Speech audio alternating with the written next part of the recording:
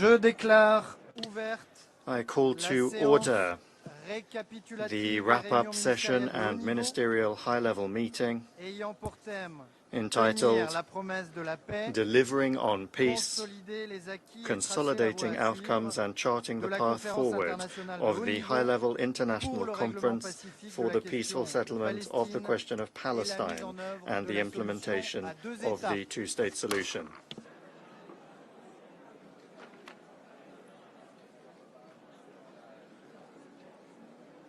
Silence, s'il vous plaît. Silence, please.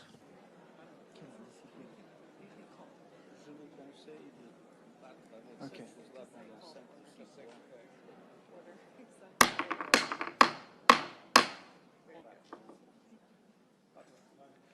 Mesdames et messieurs les chefs d'État et de gouvernement, distinguished heads of state and government, distinguished ministers, Your Excellency, Mr. Antonio Guterres, Secretary General of the United Nations, Your Excellency Philemon Yang, President of the General Assembly, Excellencies, ladies and gentlemen, let me take this opportunity to cordially welcome all of you. I am honored to serve as your co-chair together with His Highness Prince Faisal bin Farhan Al Saud, Minister for Foreign Affairs of Saudi Arabia.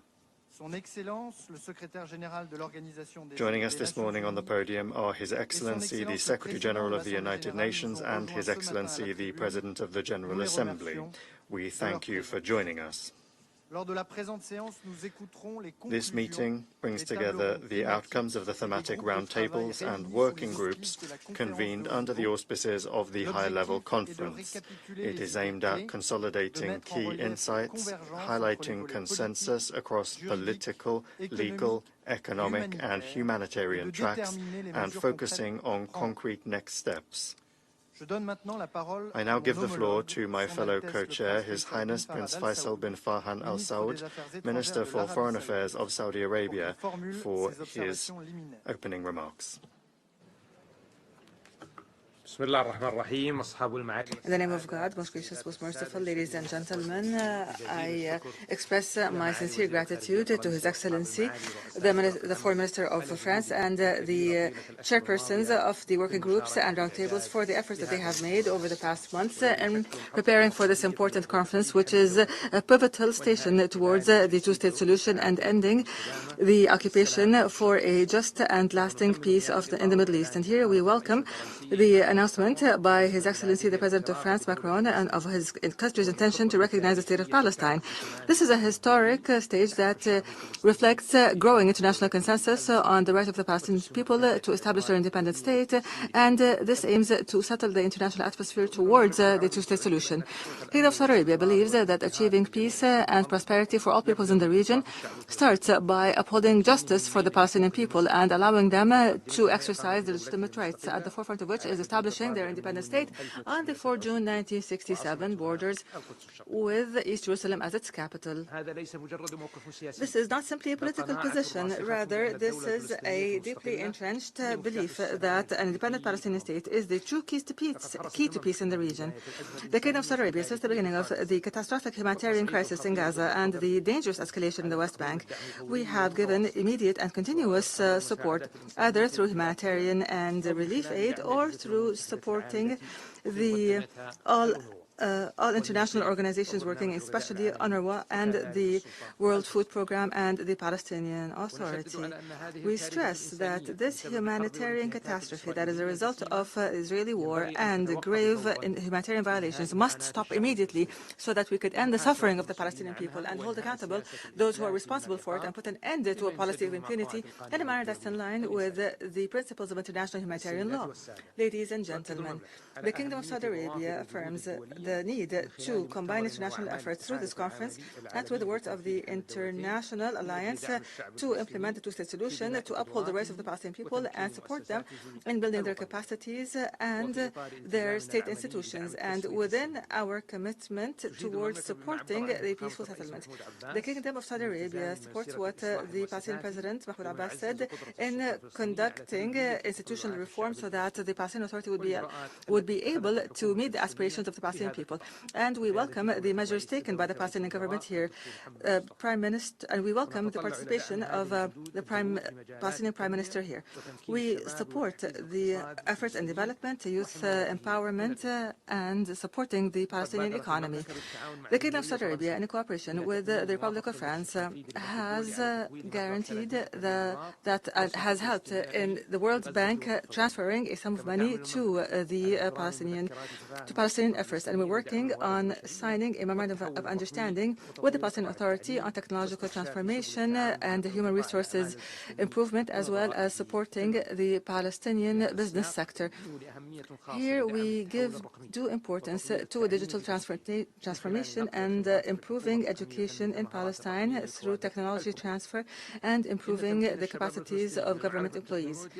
Allowing data and technology to Palestinian youth to learn this technology is a step towards the future. And the Arab Peace Initiative, ladies and gentlemen, that was adopted in Beirut is the basis for any just and comprehensive peace. And here we confirm the need to support the international alliance for the two-state solution, to follow up on the outcomes of this conference, and to consolidate international efforts to implement clear steps that are chronologically clear to put an end to the occupation and embody the Palestinian state in a manner that would achieve stability and security to all the region and enhance cooperation between the different countries in a manner that would bolster international peace and security. In closing, I call on all states attending here to join the outcome document, which is a joint road plan towards the implementation of the two-state solution, and to combat any means to undermine it and to enhance peace possibilities that still exist if the will is there for them. Thank you.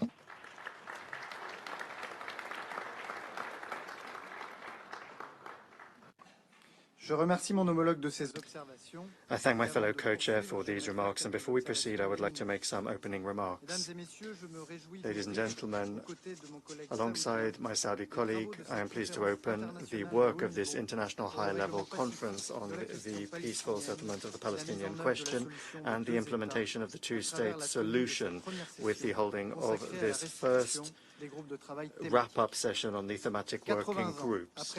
80 years after the creation of the United Nations, we cannot accept civilians, women and children being targeted when they go to food distribution places. That is unacceptable. Your presence in large numbers here today demonstrates the consensus and the mobilization of the international community around the appeal for the end of the war in Gaza. The New York conference, and this will be my second point, must be a turning point and a transformational juncture for the implementation of the two-state solution. We must work on the ways and means to go from the end of the war in Gaza to the end of the Israeli-Palestinian conflict at a time when this war is jeopardizing the stability and security of the entire region. To achieve this, only a political two-state solution will help respond to the legitimate aspirations of Israelis and Palestinians to live in peace and security. There is no alternative. Faced with the growing number of fait accompli on the ground and the unprecedented acceleration of the Israeli settlement building policy in the West Bank, the prospect for a viable Palestinian state must be preserved through the implementation of concrete measures. That is the meaning of the work of the 8 working groups constituted in the framework of this conference. Those groups are the driving force of our diplomatic initiative. Their work, which will be covered over the course of this morning, aims to identify concrete contributions that can be made to make the two-state solution a reality in all of the political, security, economic, and humanitarian dimensions of the Israeli-Palestinian conflict. The 17 co-chairs of the working groups have carried out in-depth work, the result of a lengthy consultation process consulting UN member states. They have mobilized, together with international organizations, NGOs, civil society, and thank you all. My third and final message is that through this New York process, we have begun an unprecedented and unstoppable momentum for a political solution in the Middle East, which is already beginning to bear fruit. In the context of this conference, we have managed to relaunch a collective momentum moving towards a political solution to the Israeli-Palestinian conflict, which responds to the legitimate security considerations of Israel and which ultimately ensures the contiguity and viability of the Palestinian state. We have returned to the center of diplomatic efforts the recognition of Palestine, the normalization and regional integration of Israel, the reform of Palestinian governance, and the disarmament of Hamas. It is in the context of this process that Mahmoud Abbas, in a letter last month, passed on to the President of the French Republic and the Crown Prince of Saudi Arabia, took historic commitments, clearly condemning the terrorist attacks of the 7th of October, announcing the holding of elections in a year's time, committing to reforms to lead to the de-radicalization of Palestinian society, and affirming that this state of Palestine would be demilitarized. Another step forward in this New York process is that France, on the 13th of June in Paris, hosted an unprecedented meeting of Palestinian civil society and Israeli civil society. They held a dialogue on how to emerge from this permanent state of war through a political, just and lasting solution to the Israeli-Palestinian conflict. Faced with the continuation of the war and the humanitarian tragedy in Gaza, through this conference we launched a collective appeal to action. This war has lasted for too long and it must end. The guns must be silenced and give way to an immediate and lasting ceasefire. All of the hostages captured following the barbaric attacks of the 7th of October 2023 carried out by Hamas and other terrorist groups must be released immediately, unconditionally, and in dignity. The calvary of the civilian population in Gaza, in the midst of this humanitarian catastrophe, must end. Ladies and gentlemen, the co-chairs of the working groups, the work that you are going to present to us today will serve as a compass for the entire international community to pave an irreversible political path towards the implementation of the two-state solution. Thank you.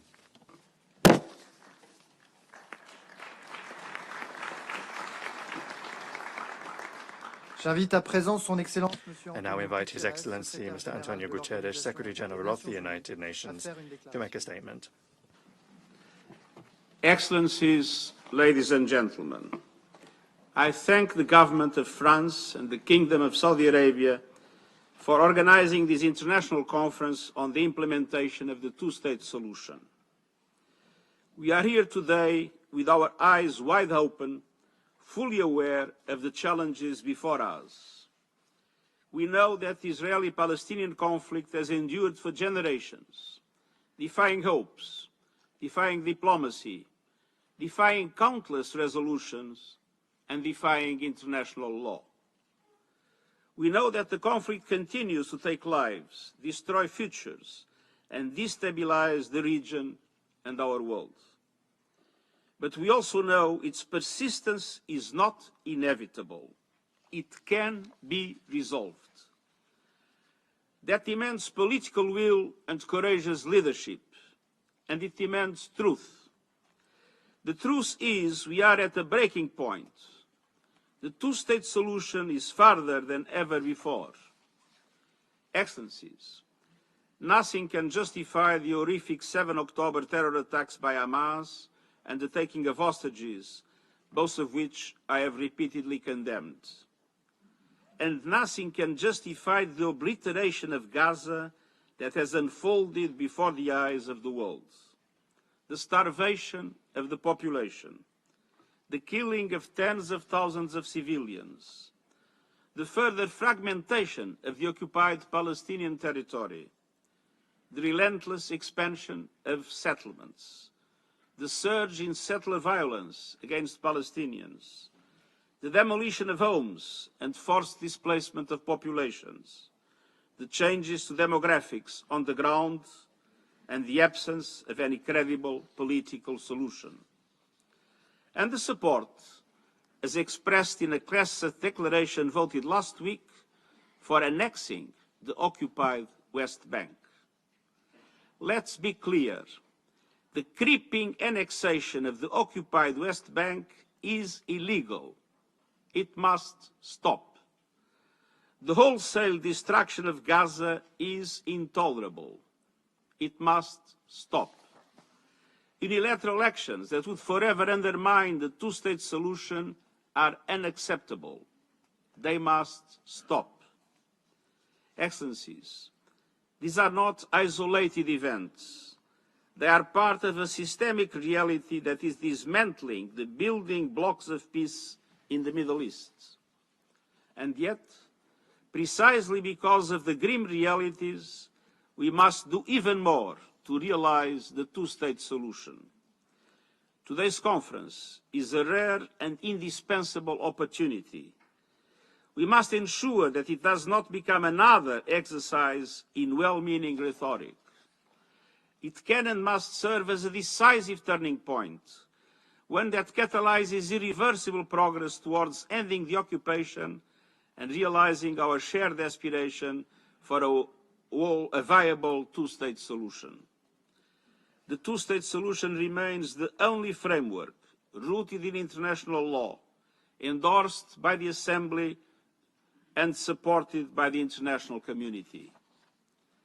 Specifically, Israel and Palestine, living side by side in peace and security, within secure and recognized borders on the basis of the pre-1967 lines, with Jerusalem as the capital of both states, in line with international law, UN resolutions, and other relevant agreements. Two independent, contiguous, democratic and sovereign states, recognized by all and fully integrated into the international community. It is the only credible path to a just and lasting peace between Israelis and Palestinians. And it is the sine qua non for peace across the wider Middle East. Excellencies, Israel, Palestine, and others will have to make difficult decisions on that path.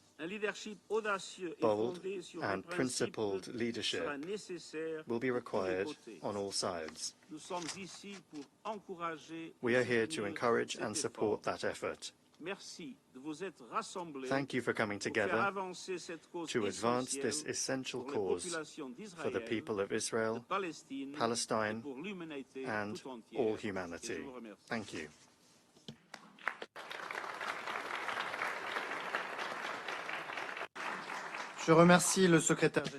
I thank the Secretary General for his statement. I now invite His Excellency Mr. Mohammad Mustafa, Prime Minister of the State of Palestine, to deliver a statement.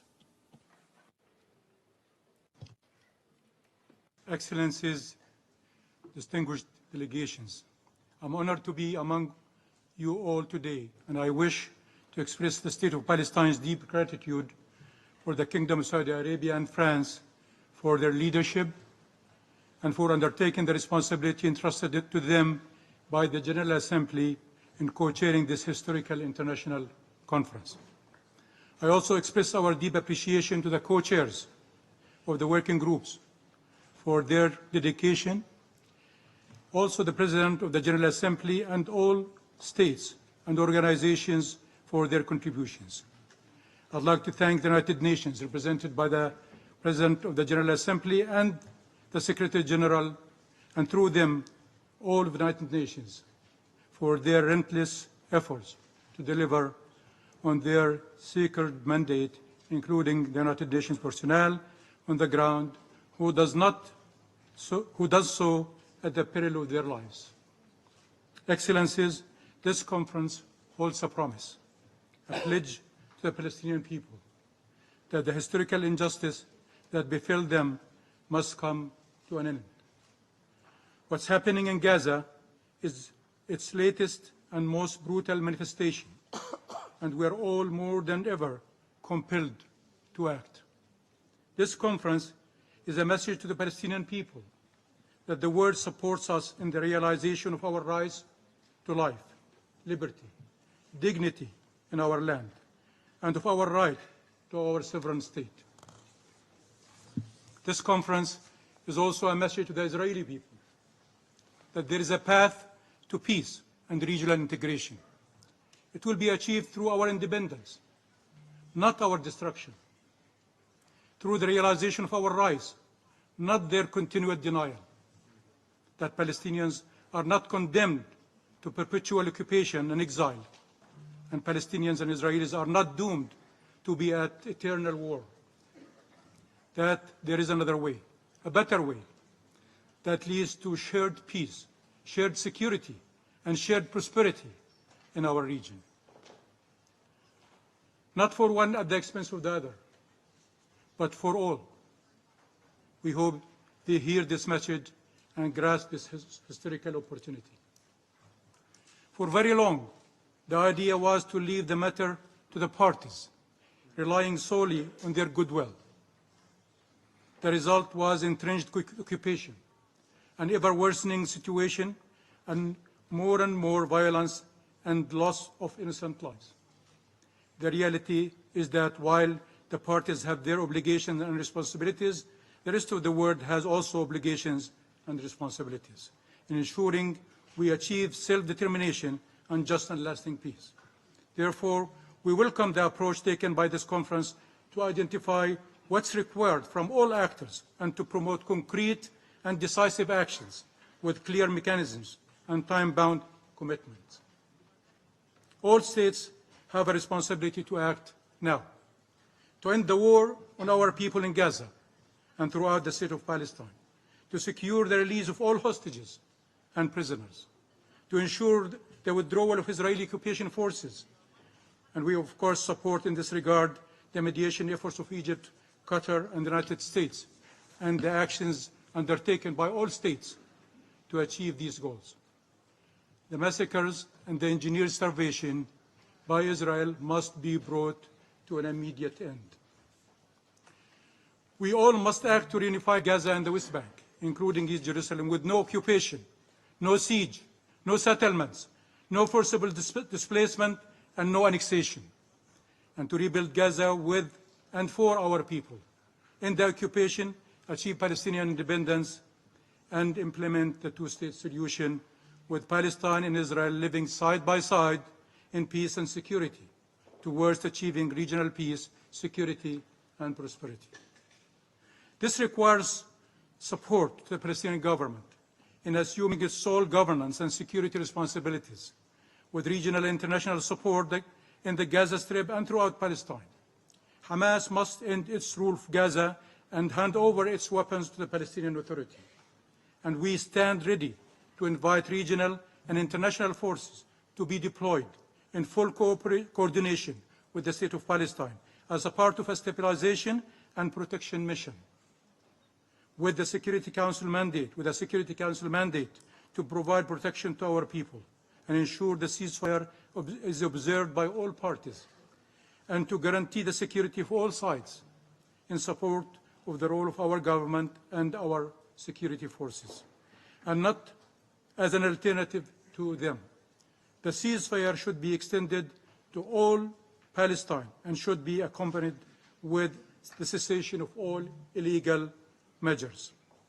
I call on all of you to take every action you can take to advance these goals, ending the war on our people, ending the occupation, achieving shared peace, security, and prosperity. I ask you to do that without delay or hesitation. Too much is at stake. We have demonstrated an ironclad commitment to peace in the face of brutal violence. With your help, we can demonstrate there is a peaceful path to liberation. In this regard, I salute the historic and courageous decision of France and President Macron to recognize the State of Palestine in September, and call on all those that have yet to do so to recognize the State of Palestine without delay. Indeed, the path to peace starts with recognizing the State of Palestine and preserving it from destruction, and by empowering the forces of peace in Palestine, Israel, and the region, and the world in their efforts to implement the two-state solution and achieve just and lasting peace. A peace that saves a peace that saves and serves Palestinians, Israelis, and the region. There is no viable alternative to the peaceful settlement of the question of Palestine based on the relevant United Nations resolutions and the two-state solution on the 1967 lines. And there is no two-state solution without an independent Palestinian state with East Jerusalem as its capital. Every state represented here can do what they can, but they must act now to promote compliance and deter violations, to promote commitment, not indifference, to advance accountability, not impunity, to achieve just and lasting peace, not full perpetual occupation and conflict.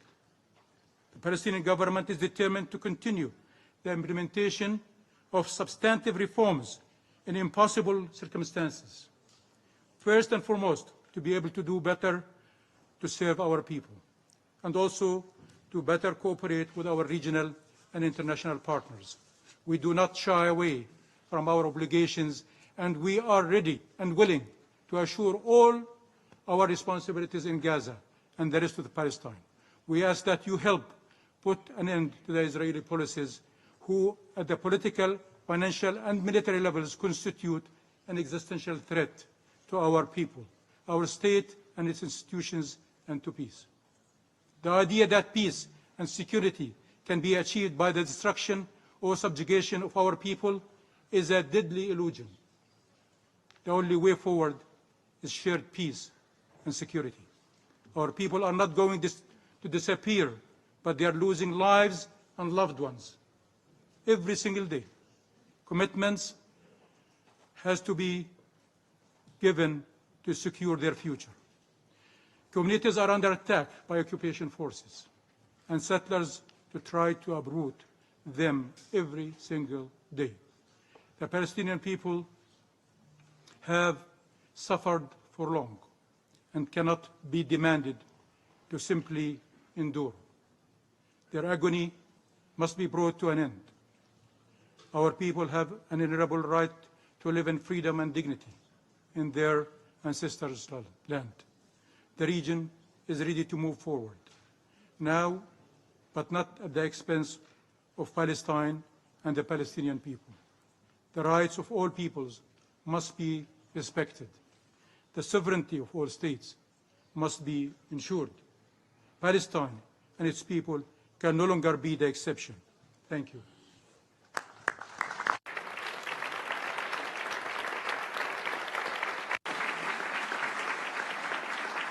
Je remercie le Premier ministre de Prime l'État Minister of the State of Et Palestine. avant de clore la première partie de la Before séance, closing the nous first proposons part de of vous our lever et d'observer une meeting, minute de I silence suggest à la that we mémoire de toutes stand les and observe a minute of victimes des silence in the tragédies qui memory endeuillent la of région all of depuis the le 7 victims of the octobre tragedies 2023. that have been bereaving the region since the 7th of October 2023.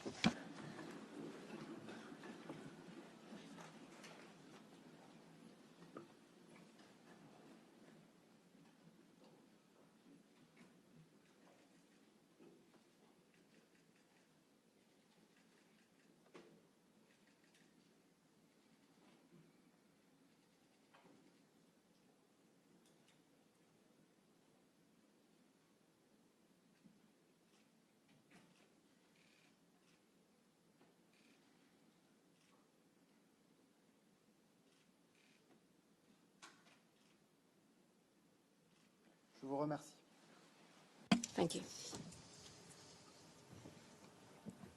Je remercie nos invités de nous avoir rejoints I thank aujourd'hui à our la guests tribune. for joining La us on the composition va être rostrum légèrement modifiée. this Avant morning, la and première we table will have a slight change on the podium before the first roundtable now.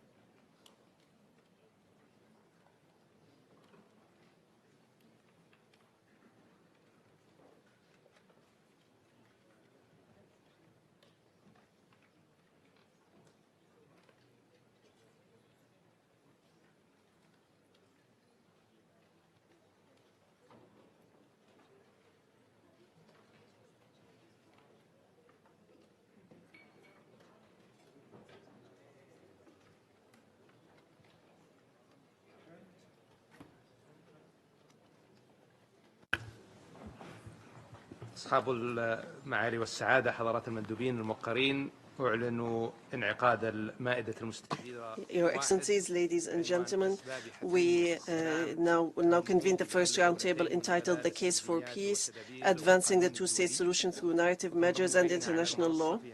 Joining us at the podium for this segment of this meeting is Her Excellency Mary Robinson, former President of Ireland, former UN High Commissioner for Human Rights, and former Chair of the Elders.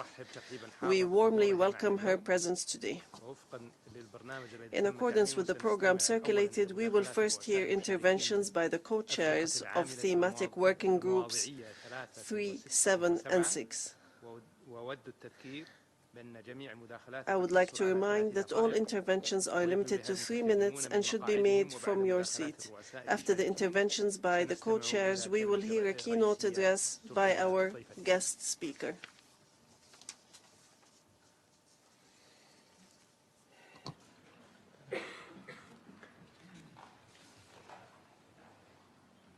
أدعو الآن ممثلة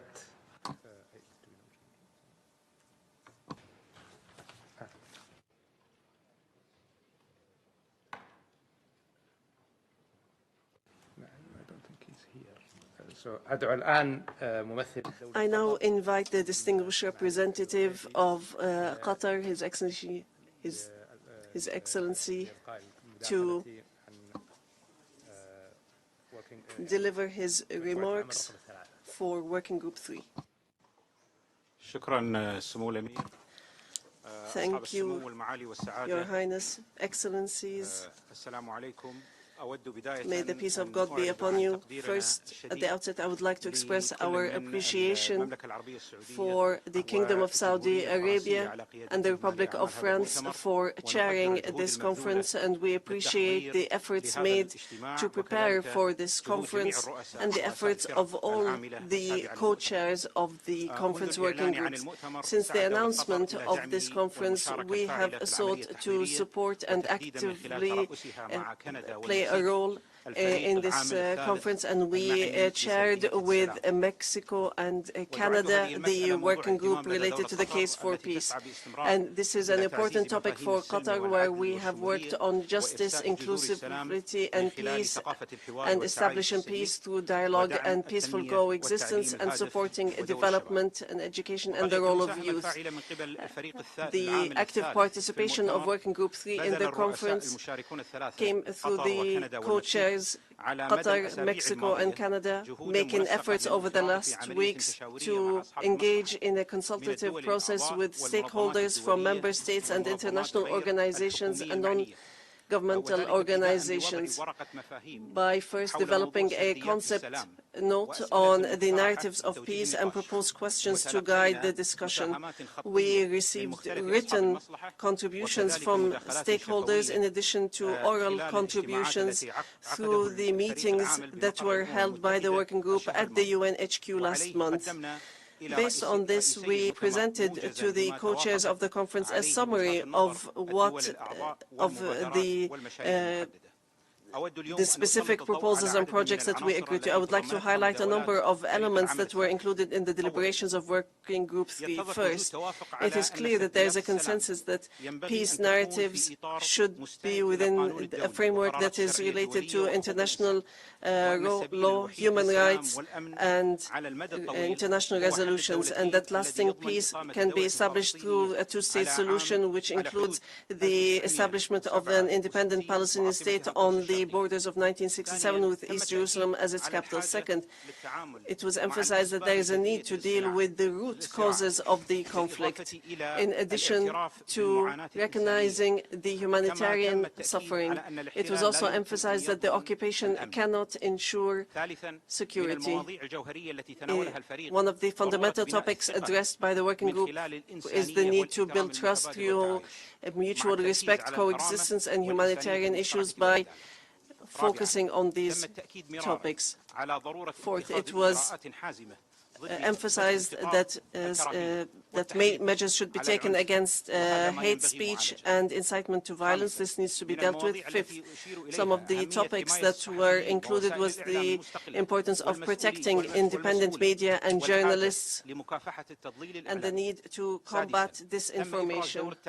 Sixth, the role of education was highlighted as essential for promoting peace. Seventh, it was noted that there is a need to engage active actors, specifically women and youth, and to have platforms and programs for dialogue between both parties.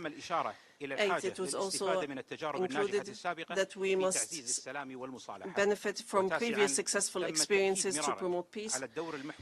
The essential role of civil society was also highlighted. In closing, we hope that the consultation meetings of the working group will lead the conference to take outcomes that will make sure that the international community will undertake its responsibilities regarding the Palestinian state to take future steps, and that this will be a basis for the work in the future, and that there needs to be an active follow-up for proposals and initiatives. We also look forward to have this conference participate in the establishment of an independent Palestinian state that is sovereign, geographically contiguous, with sovereignty on the borders of 1967, with East Jerusalem as its capital, that has international recognition and the UN membership that it deserves. Thank you.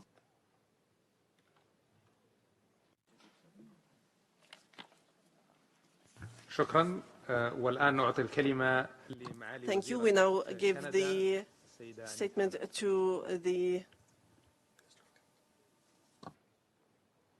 Minister for Canada.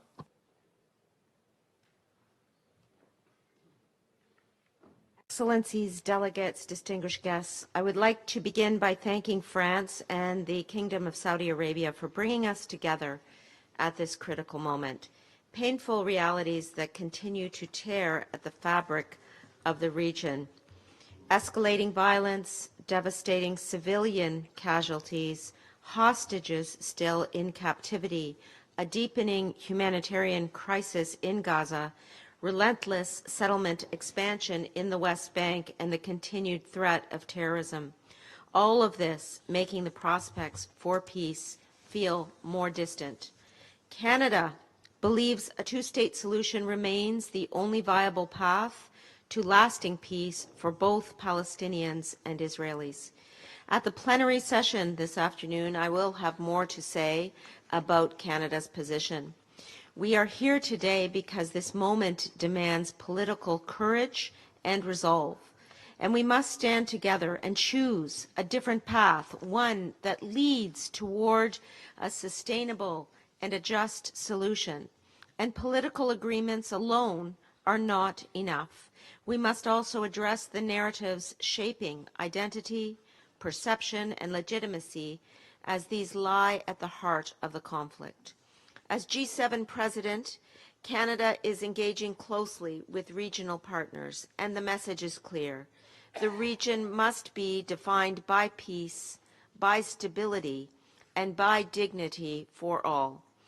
Guided by this understanding, Canada, alongside Qatar and Mexico, is co-leading this Narrative for Peace working group, aimed at building an inclusive framework grounded in dignity and coexistence. Peace is not only about borders and agreements, it is also about shared stories and understanding that humanize all sides and foster trust. Canada is committed to initiatives that amplify voices of peace, promote understanding, and reject division. We support local mediation and peace-building efforts, empower youth and women leaders, and champion press freedom and inclusive dialogue. I would like to briefly mention two other working groups at this conference in which Canada is contributing also: the security sector and humanitarian action and reconstruction groups. En tant que principal contributeur, as the main contributor to the Office for the Coordinator for Security since 2005, Canada advocates coordinated regional support, unified Palestinian governance, and cooperation in security with Israel. As I will mention this afternoon, on the humanitarian level, Canada prioritizes the protection of civilians, the improvement of humanitarian access, and reconstruction led by Palestinians, focusing on transformations to enhance and strengthen Palestinian institutions. We are determined to work alongside our partners to deliver real, tangible solutions on the ground. And above all, Canada remains committed to a future where Palestinians and Israelis can live side by side in peace and dignity. Merci beaucoup.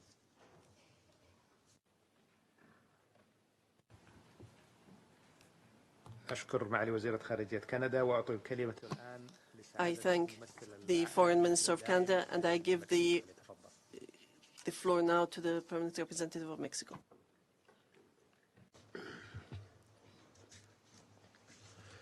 Señores copresidentes, Co-chairs, distinguished colleagues, Mexico expresses its deep appreciation to Qatar and Canada for their steadfast commitment to our working group that is tasked with exploring potential peace narratives that may contribute to the implementation of the two-state solution. On the basis of consultations held within our group, a broad consensus emerged around the idea that while diplomatic negotiations are a sine qua non for achieving a lasting resolution to the Israeli-Palestinian conflict, they must be accompanied by an effective peace narrative. Such a narrative, at the same time, should play a key role in shaping public discourse and influencing the way in which future generations are educated. A significant point of convergence among the contributions that we received is that education is one of the foremost factors to achieve and sustain peace. In this regard, allow me to highlight the following proposal. It is essential that both Palestinian and Israeli school curricula include history classes that emphasize the commonalities between both cultures. Likewise, initiatives aimed at fostering future peaceful coexistence between Palestinians and Israelis must be prioritized. We must prove that coexistence is possible. Perhaps the symphonic orchestra, founded 26 years ago now by the Israeli conductor and pianist Daniel Barenboim and the Palestinian writer Edward Said, known as the West Eastern Divan Orchestra, is perhaps the best example of how both cultures can even produce high-quality art as a result of joint collaboration.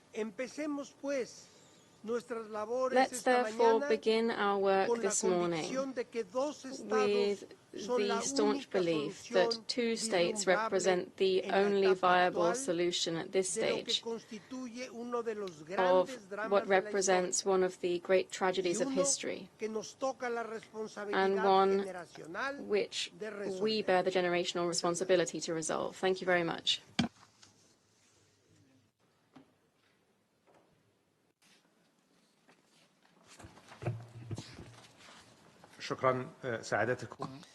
Thank you, Your Excellency. I now invite the Foreign Minister of Brazil, the co-chair of Working Group 7, to deliver his remarks.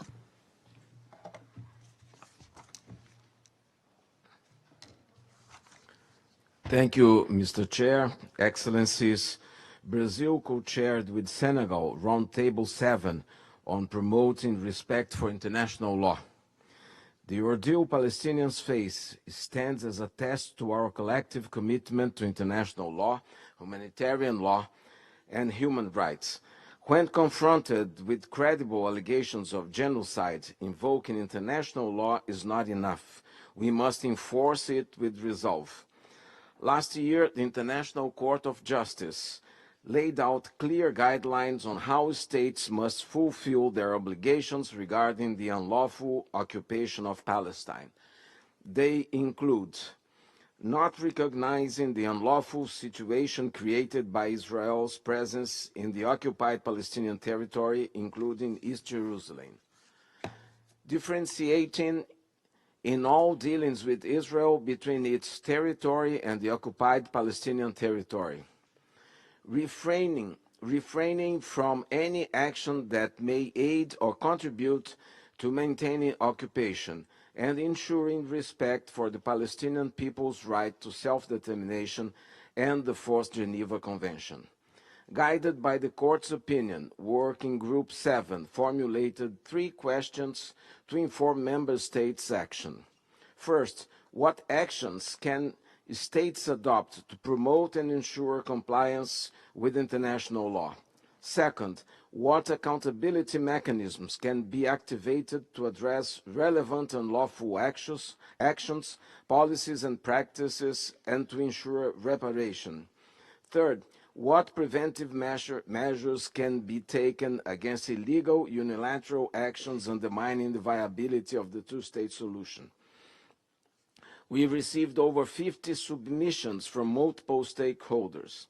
These inputs generated 96 concrete proposals grouped in 5 areas: diplomatic and political, arms trade, economic, accountability and reparation, and monitoring.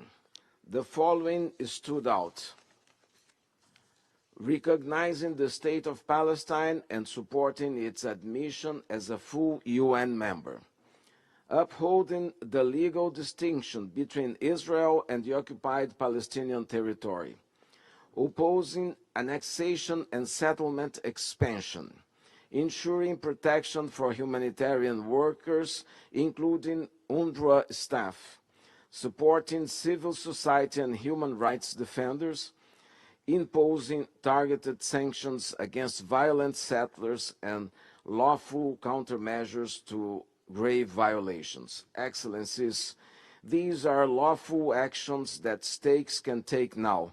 The credibility of the international legal order depends on its non-selective application.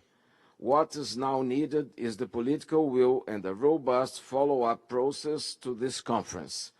Let us turn law into action and action into justice and peace. I thank you.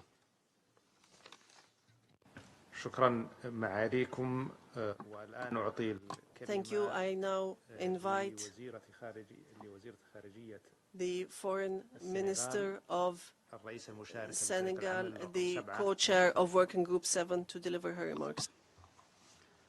Excellencies, ladies and gentlemen, it is with an acute sense of responsibility that I stand alongside my counterpart from Brazil to present the results of Working Group 7.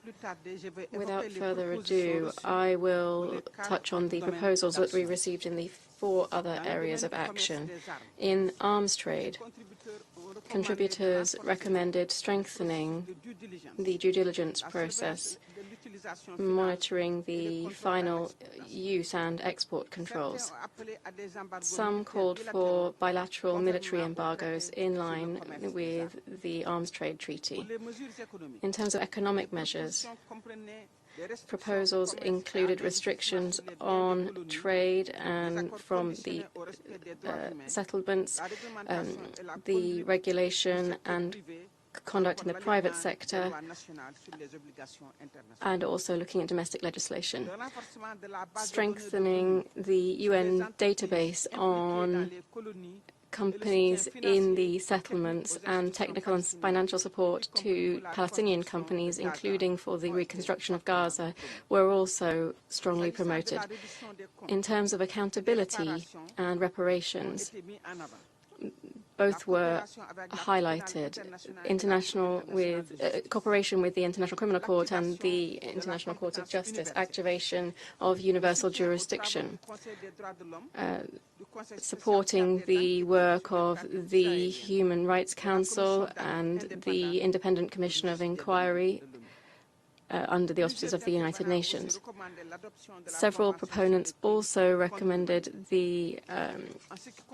looking at the Convention on Crimes Against Humanity. In terms of monitoring, one of the main proposals made was resolving in the 12 months after the conference the voluntary reports describing the measures taken to implement international measures and to implement the results of the conference. Excellencies, ladies and gentlemen,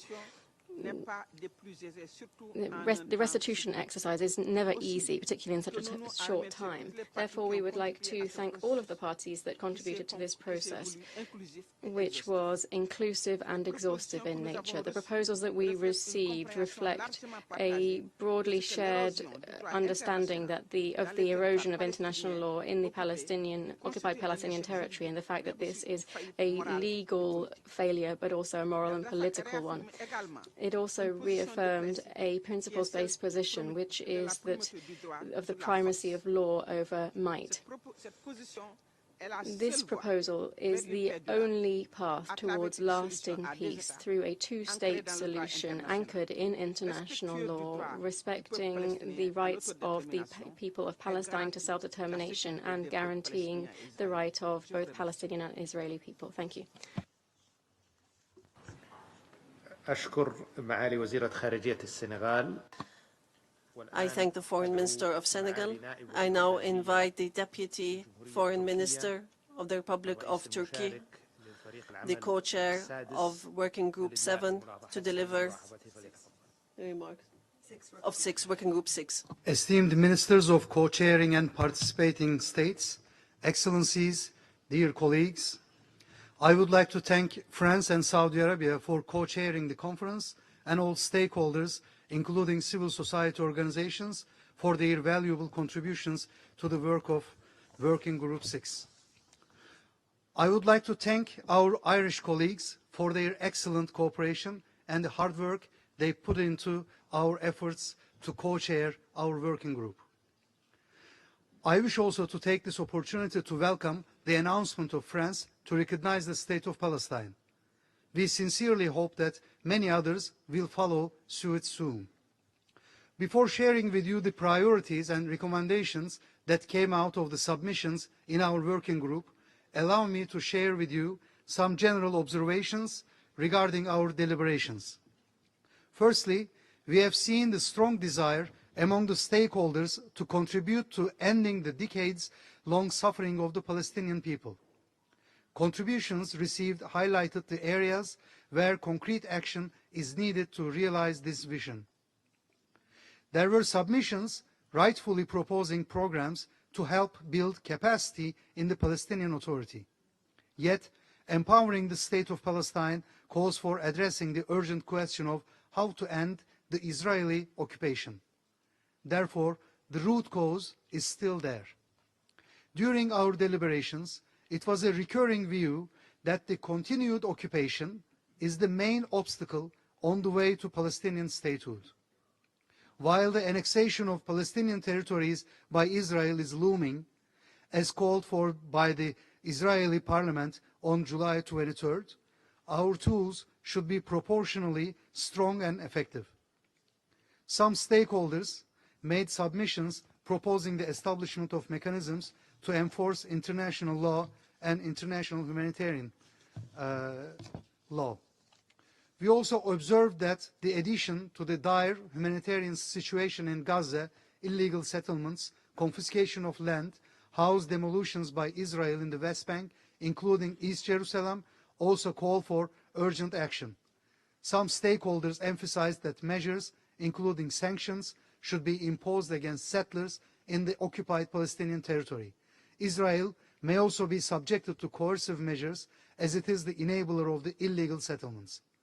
The acts of Israel to displace, dislocate and expel Palestinian people from their homeland should be prevented without any delay.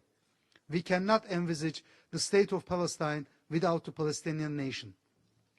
The core priorities that came out of the submissions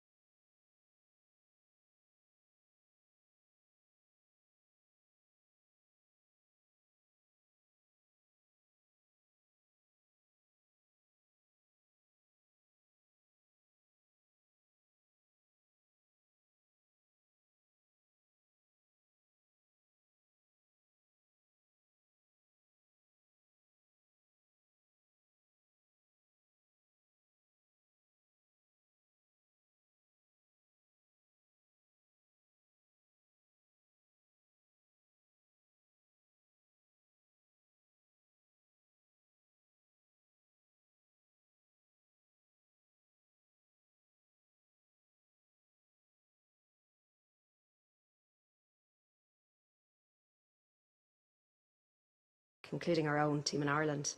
I'd also like to thank Minister Yilmaz and express my appreciation to Turkey for their excellent cooperation. I'm delighted that former President of Ireland, Mary Robinson, is here with us today, and I thank her for her decades of dedication to the protection of human rights. This conference, delegates, is an opportunity. It's an opportunity to bring a renewed sense of urgency and to demonstrate a spirit of shared responsibility for seeking a political situation to this absolutely devastating conflict. The humanitarian situation in Gaza has reached new depths of despair and new depths of misery. Mass starvation is now spreading right across the population, and that is an affront to our collective humanity. We need to see an immediate ceasefire, we need to see an immediate release of hostages, and we need to see massive humanitarian aid into Gaza at scale. As co-chairs of Working Group 6, Ireland and Turkey engaged broadly with member states and stakeholders. Our working group was on the preservation of the two-state solution. We deeply appreciate the significant number of concrete and of action-orientated submissions, and there was strong agreement around the respect for international law, including international humanitarian law, and clear support for accountability mechanisms, including the International Criminal Court. Submissions reference the advisory opinion of the International Court of Justice and its clear finding that the Israeli occupation of the occupied Palestinian territory is unlawful. Member states and stakeholders affirmed the two-state solution as the only pathway to a just and a lasting peace, and that is in accordance with international law and UN resolutions. The importance of recognition of the State of Palestine and its admission as a full UN member state was a recurring theme, and I commend France and President Macron for leadership on this. We also recall the importance of recognition of Israel by states who have not yet to do so, and of integration of Israel and Palestine in the region. Contributions stress there should be no forced displacement of Palestinians from Gaza, and there was strong consensus on the need to address illegal settlements in West Bank, including East Jerusalem, and strong condemnation of any attempts at annexation. There must be accountability for violent settlers and for those who support and for those who facilitate them. There must also be accountability for Hamas, who have brought only suffering to Israelis and Palestinians. A key issue is support for the Palestinian Authority, governing a unified Palestine state, support for the PA's reform agenda and sustainable financing, including the release of revenues by Israel. We acknowledge the Arab and OIC Reconstruction Plan as the basis for work on the rebuilding of Gaza and the necessary arrangements for governance, for security and for economic development.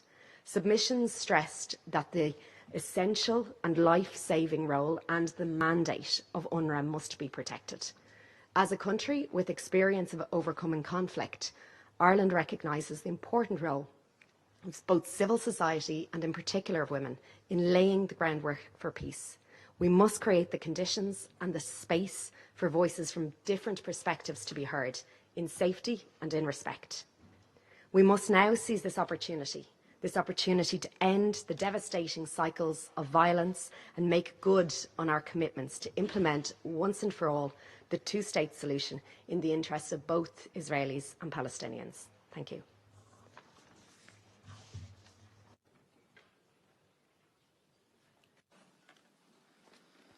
I thank the representative of Ireland. We have heard from the co-chairs scheduled to speak under Roundtable 1. It is now my honor to invite our guest speaker, Her Excellency Mary Robinson, former President of Ireland, former UN High Commissioner for Human Rights, and former Chair of the Elders, to deliver the keynote address on law, legitimacy, and the long arc of peace. Excellencies, ladies and gentlemen, it's an honor to speak to you today as a member of the Elders, the group of independent leaders founded by Nelson Mandela in 2007. I'd like to thank the co-chairs, France and the Kingdom of Saudi Arabia, for convening today's conference and for the invitation. Since the Elders' founding, we've worked to support a peaceful and just resolution of the Israeli-Palestinian conflict. I share the anger and despair felt by so many around the world who feel powerless to stop the atrocities we are witnessing in Gaza. The level of human suffering and destruction is unconscionable. Occupation and violence have reached new depths of inhumanity over the past 2 years, from the horrific Hamas attacks of the 7th of October 2023 and the taking of Israeli hostages, to Israel's collective punishment of Palestinians in Gaza, including indiscriminate bombardments, repeated mass displacement, and the use of starvation as a weapon of war. International norms and standards are being abandoned and openly scorned. This conference must be a turning point towards a different future. As political decision makers, you have the power and responsibility to compel a change of course. It's time for collective action, starting with recognition of the state of Palestine as a transformative step that should be taken now. Why now? Because the dehumanizing of the Palestinians by the extremist government of Israel has reached a critical point. Let us recall that Prime Minister Netanyahu telephoned Pope Leo to apologize for the injury to Father Gabriel Ramanelli when the Catholic Church was bombed in Gaza. Prime Minister Netanyahu has not apologized for the more than 17,000 children killed in Gaza, or the many more children left without limbs and without family members. He has not apologized for all the children of Gaza who have been traumatized by this totally disproportionate war and are now hungry to the point of starvation. No apology has been deemed necessary because the children of Gaza have become dehumanized by this Israeli government. I welcome President Macron's announcement that France will recognize Palestine. The United Kingdom has said it will recognize Palestine when it would be an effective and not just a symbolic step. Surely this is the moment, because later will simply be too late. Excellencies, I would now like to address two issues. First, measures to uphold international law and end impunity for systematic violations. And second, how to help lay the groundwork for peace. It is my personal view that we are seeing an unfolding genocide in Gaza. It is for international courts to make a final determination. But member states cannot wait for this. You must act now to prevent genocide. I must say I'm particularly impressed by the recommendations put forward here this morning by the co-chairs of Working Groups 7 and 6. In its advisory opinion, the International Court of Justice has found that Israel's policies and actions in the West Bank constitute annexation and breach of its international obligations on racial segregation and apartheid. For those of us who believe in international law and the United Nations Charter, the stark truth is that the government of Israel has not been held accountable for its violations in Gaza and across the occupied Palestinian territory. Its leadership enjoys a high level of impunity, and measures taken to date have not been sufficient to incentivize a change of course. This cannot continue. We have a shared duty to uphold the international rule of law and guard against the erosion of basic norms that guide conduct in wartime.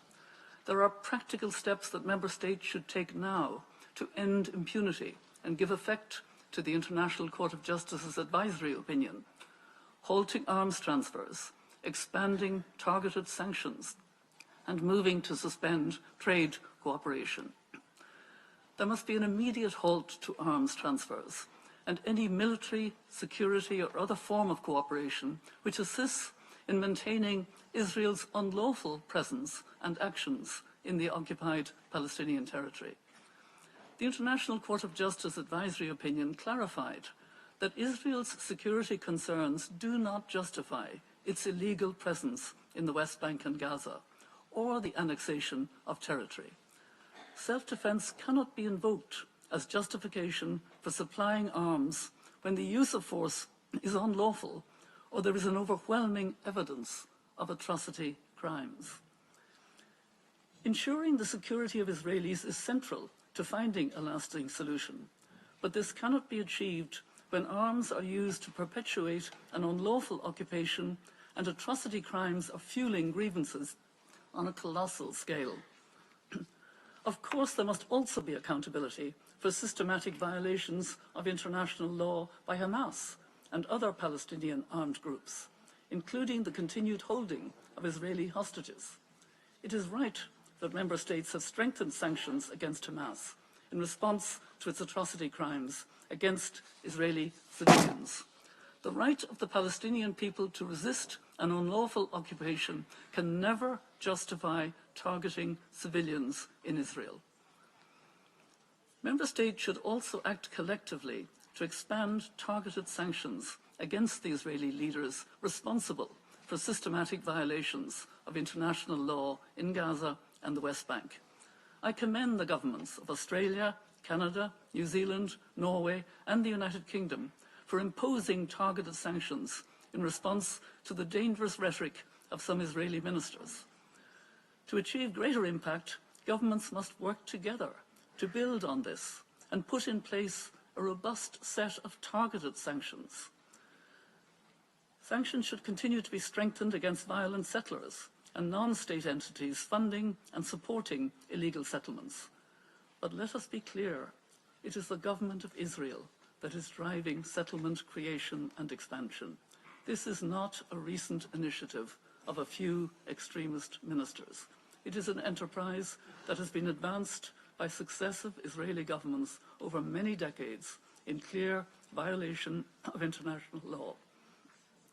Member states should expand sanctions and other measures in response to the announcement of new settlements, such as the recent revival of the E1 settlement plan, which would sever the West Bank in two. It's also high time for member states to cease any assistance to or trade with illegal settlements. I particularly welcome the recent decision of my own country, Ireland, to advance legislation on this. I urge other states to follow suit.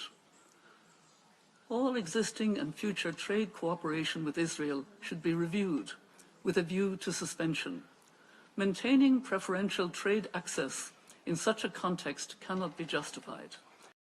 It is union members have still taken no collective concrete action in response to Israel's persistent violations of Article 2 of the EU-Israel Association Agreement. Excellencies, measures to end Israel's impunity, including the ICC arrest warrants, which should be enforced, are not anti-Semitic. They are a necessary response to actions of the government of Israel, which are opposed by many sections of Israeli society. The elders stand in solidarity with the growing number of Israelis who both want the hostages to be released by Hamas and the humanitarian crisis and war in Gaza to end. We are seeing access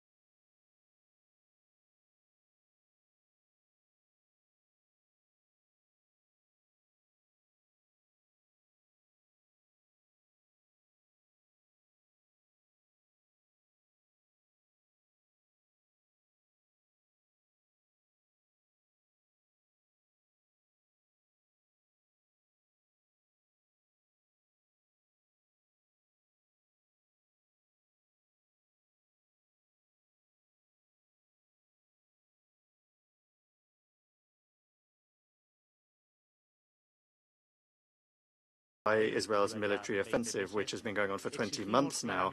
We clearly demand the mass unhindered entry of humanitarian assistance, its distribution in accordance with humanitarian principles and via key humanitarian actors, first and foremost the United Nations.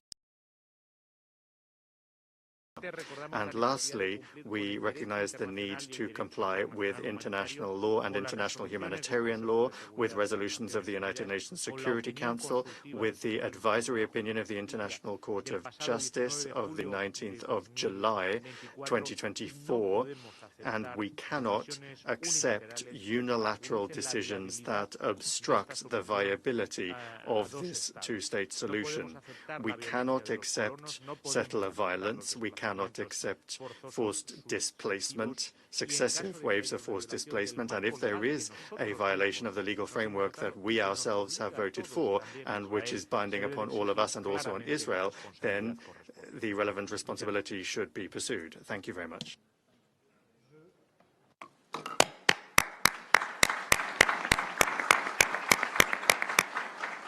I thank His Excellency José Manuel Alvarez, and I now invite the representative of Norway, His Excellency Espen Barth Eide, Minister for Foreign Affairs of Norway and co-chair of Working Group 4, to take the floor. Thank you, dear Jean-Noël Barrot. Thank you also to His Highness Prince Faisal Al Farhan for bringing us together here and for convening this important roundtable. And together this morning we are focusing on the pillars of Palestinian statehood, the foundations for freedom and independence, a sovereign state, as Jordan and Spain just talked about, the security of Palestinians and Israelis alike, as we will hear more about afterwards, and now on the economic viability of the state. Working Group 4, which Norway has had the pleasure of leading together with our good friends from Japan, and thank you for the excellent cooperation, has been working on this theme. But all these issues, friends, are interlinked. Right now, and as laid out by Prime Minister Mustafa, there is an acute economic crisis in Palestine, threatening the very foundations of the state, the fabric of life, with the running of schools and hospitals and all public services, frankly, everything that has been built over the last 30 years. We need to stop this bleeding. Stop Israel from holding back clearance revenue transfers. Stop access and movement restrictions. Stop the expansion of settlement activities, which are confiscating land, hindering agricultural activity, and hindering trade and economic progress. While we should not bail out Israel, donors must stand by Palestine through direct support of the government in this critical situation. This is one of our group's strong recommendations. Therefore, I announce today an additional budget support of approximately $20 million US, and I call on others to do the same. But what is causing this economic crisis is not only the ongoing military activity. It is structural. It is political. With UN membership for the State of Palestine being blocked, the Palestine government does not have the same toolbox as other governments. The working group therefore supports the full integration of Palestine into the international monetary and financial system, the unification of Palestinian territory under a single governance structure is also highlighted by the group, as it would have immediate positive economic implications. And of course, the working group is clear that economic initiatives or incentives can only complement, not replace, the political process. There is no such thing as an isolated economic peace. It has to be part of a broader solution. Our discussions has drawn on earlier outcomes of the AHLC meetings, the Ad Hoc Liaison Committee, which, by the way, has been ad hoc for 31 or 32 years, and the Global Alliance for the Implementation of the Two-State Solution, and we will continue our work in both.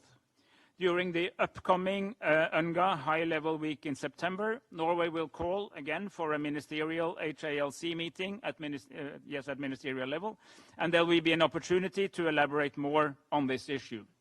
And before I end, Chair, I would like to associate myself completely with the point just made by my good friend Ayman Safadi, the Foreign Minister of Jordan, that the key message from this conference has to be that absent any real negotiations, we cannot allow the continuation of the Israeli veto. It's like a reverse walkover. If you don't turn up to the match, if you don't turn up to the negotiation, nothing happens. That cannot continue.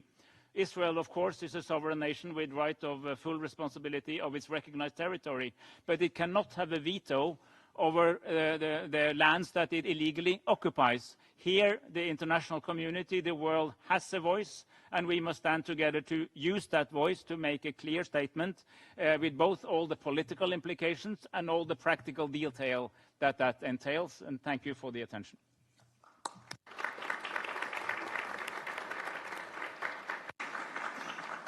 Je remercie Son I Excellence thank Espen Bartheid His pour Excellency son intervention et Espen j'invite Bartheid for à his présent statement, and I now le invite représentant the du Japon, representative of Japan, His Excellency Tsukasa Uemura, Special Representative of the Government of Japan and Special Envoy of the Government of Japan for Peace in the Middle East, and co-chair of Working Group 4, to take the floor.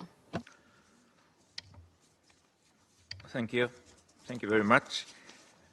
First, we'd like to express our sincere gratitude to France and Saudi Arabia for leading this high-level conference.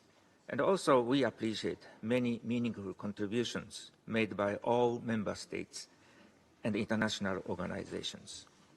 As for our working group, I don't have much to add what His Excellency, the Norway Minister Eide-san, just described. I may touch upon only a few points. Our working group recognizes the importance of reforms led by the Palestinian Authority, and as well as how to strengthen the economic viability, macroeconomics, and fiscal foundations. In doing so, the World Bank and the international financial groups will play an indispensable role in achieving fiscal stability in Palestine. Based on this, we have identified 4 key areas for concrete action in the outcome document and have proposed some recommendations for each. For details, the document will be available I understand, in the afternoon. Dear colleagues, realizing peace in the Middle East is not only essential for regional stability, but also a matter of international peace and security. Even now, the people of Gaza are facing a severe crisis of hunger and malnutrition. It is essential that the ceasefire be restored as soon as possible.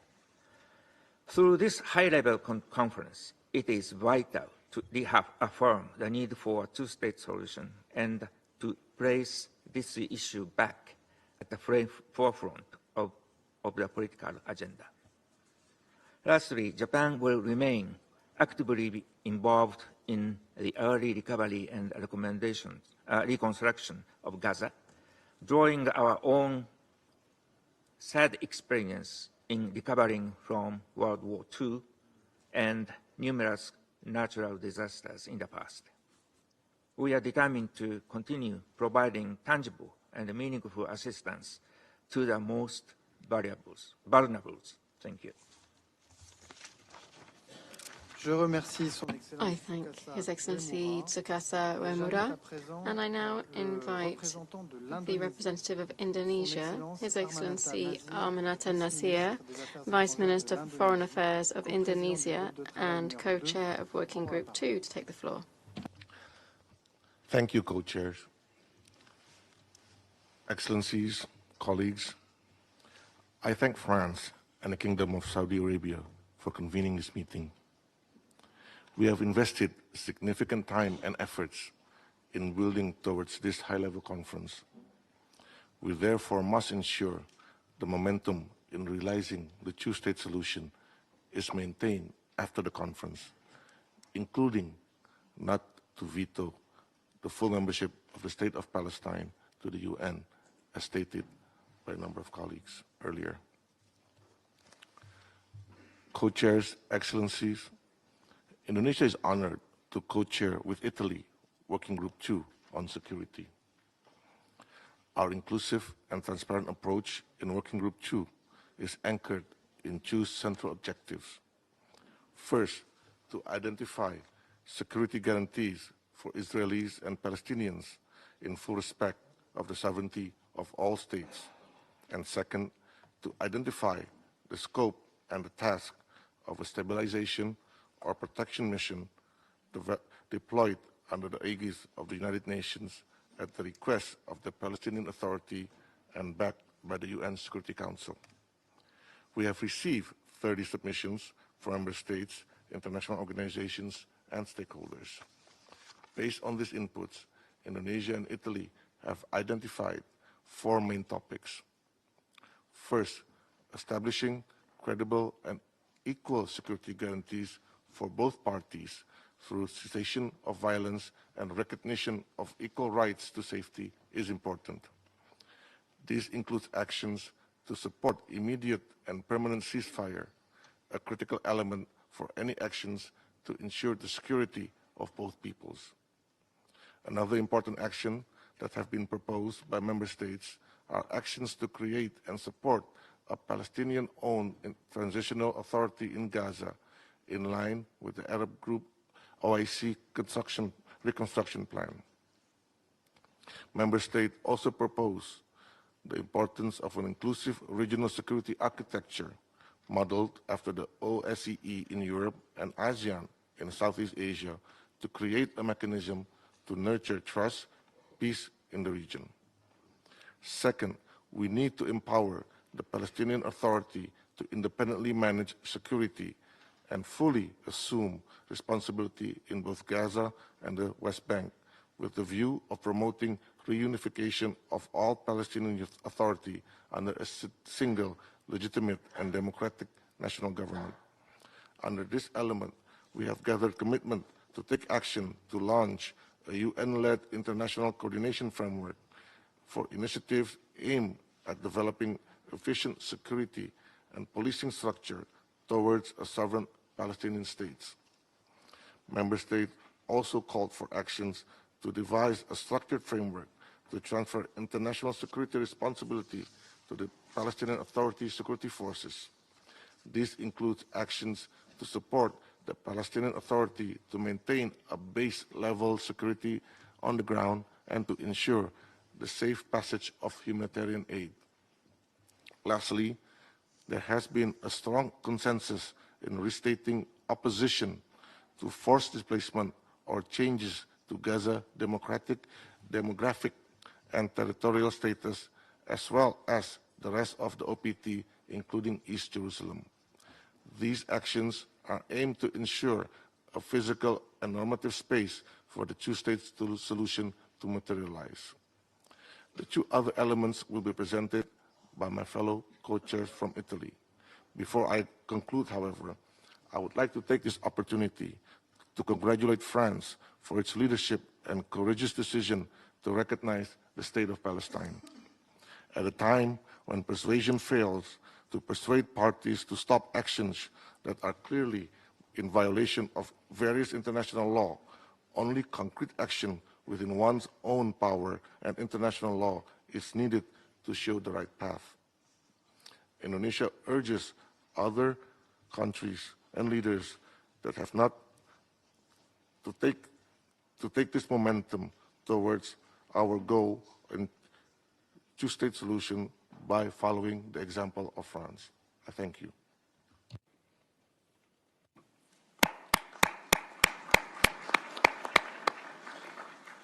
Je remercie Son Excellence. I thank His Excellency Amanat Nasir, and I invite the representative of Italy, Her Excellency Maria Tripodi, Vice Minister for Foreign Affairs and International Cooperation of Italy, and co-chair of Working Group 2, to take the floor.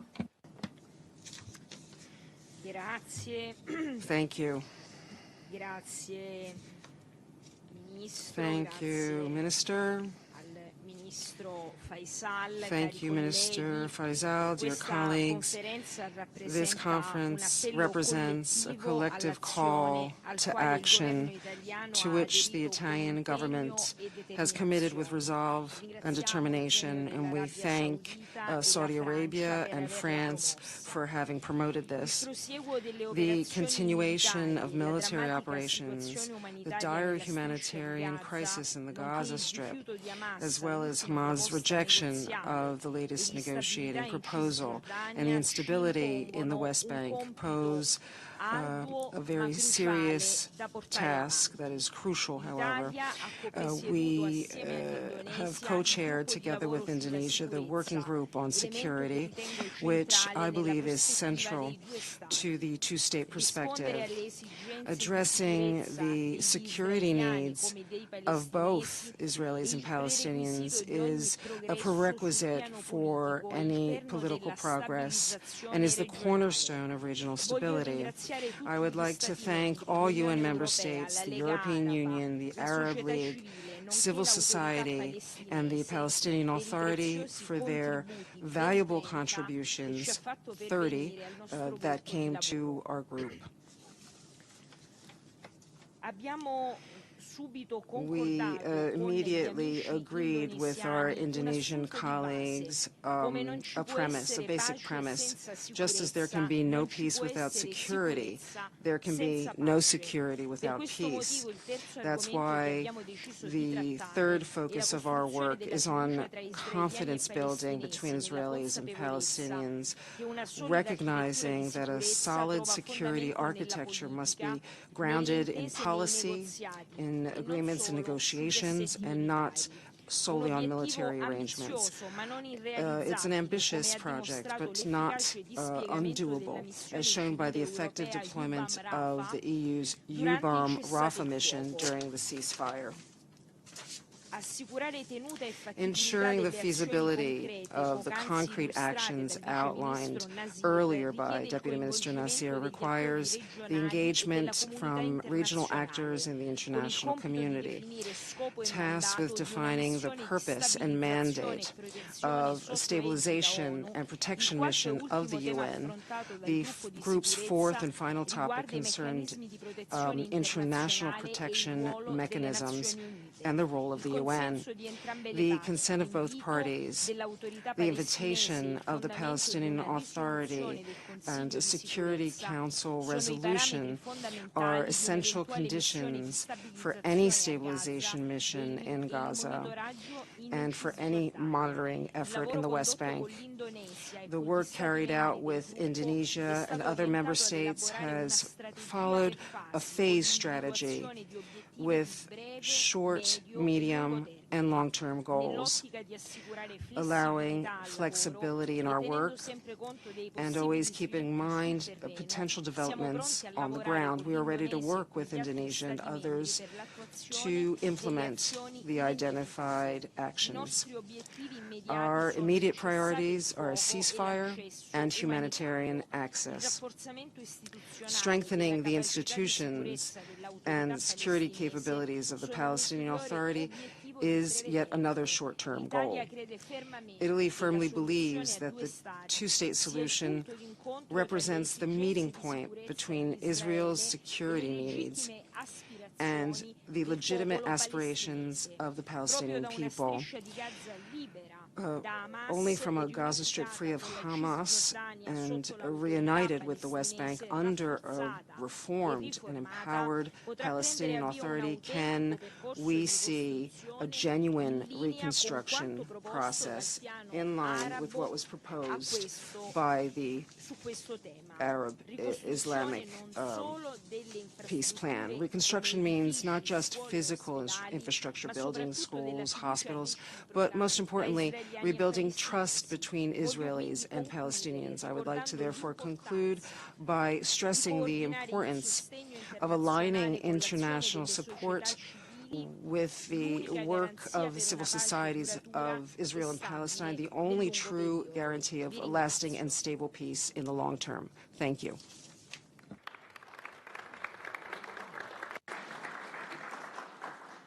Je remercie Son Excellence. I thank Her Excellency Maria Tripodi for her statement. We've now heard from the co-chairs scheduled to speak under Roundtable 2. It's now my honor to invite our guest speaker for Roundtable 2, His Excellency Juan Manuel Santos Calderón, former President of Colombia, 2016 Nobel Peace Prize laureate, and Chair of the Elders, to deliver the keynote address on delivering peace, political resolution, shared security, and economic prosperity. Excellencies, ladies and gentlemen, it is an honor to address this conference today in my capacity as Chair of the Elders, and would like to thank the conference co-chairs for the opportunity to speak to this distinguished audience. Recognition of the State of Palestine can be a transformative step towards peace at a time when the region is consumed by terrible war. I encourage the remaining UN member states who have not already done so to take this step now. I commend President Macron for announcing that France will recognize Palestine. I urge the United Kingdom, a country for which I have a special gratitude for its support of the Colombian peace agreement and as penholder in the Security Council, to join France in leading the way. I took this decision in 2018 as President of Colombia. I did so not to favor one side over the other, but to help create a level playing field, convinced then, as I am now, that it is for the best in the long run, also for the Jewish people, for whom I have always expressed admiration and respect. Unfortunately, I cannot say the same for the current Israeli government. As I said at the time, just like the Palestinian people have a right to build an independent state, the people of Israel have a right to live in peace next to their neighbors. Now, it is more important than ever to achieve this, following the horrific Hamas terror attacks against Israeli civilians on 7th of October 2023, and the current government of Israel's atrocity crimes against Palestinians in Gaza that we are all witnessing today. In words and deeds, Prime Minister Netanyahu's government openly expresses its intent to prevent a Palestinian state ever coming into existence. It is pursuing a greater Israel through the destruction of Gaza, an illegal settlement expansion, and annexation of the occupied West Bank and East Jerusalem. At this crucial moment, recognition of the State of Palestine by even more countries would send a clear signal to the Israeli people that this expansionist agenda will never be accepted by the international community, and it does not serve their true interest.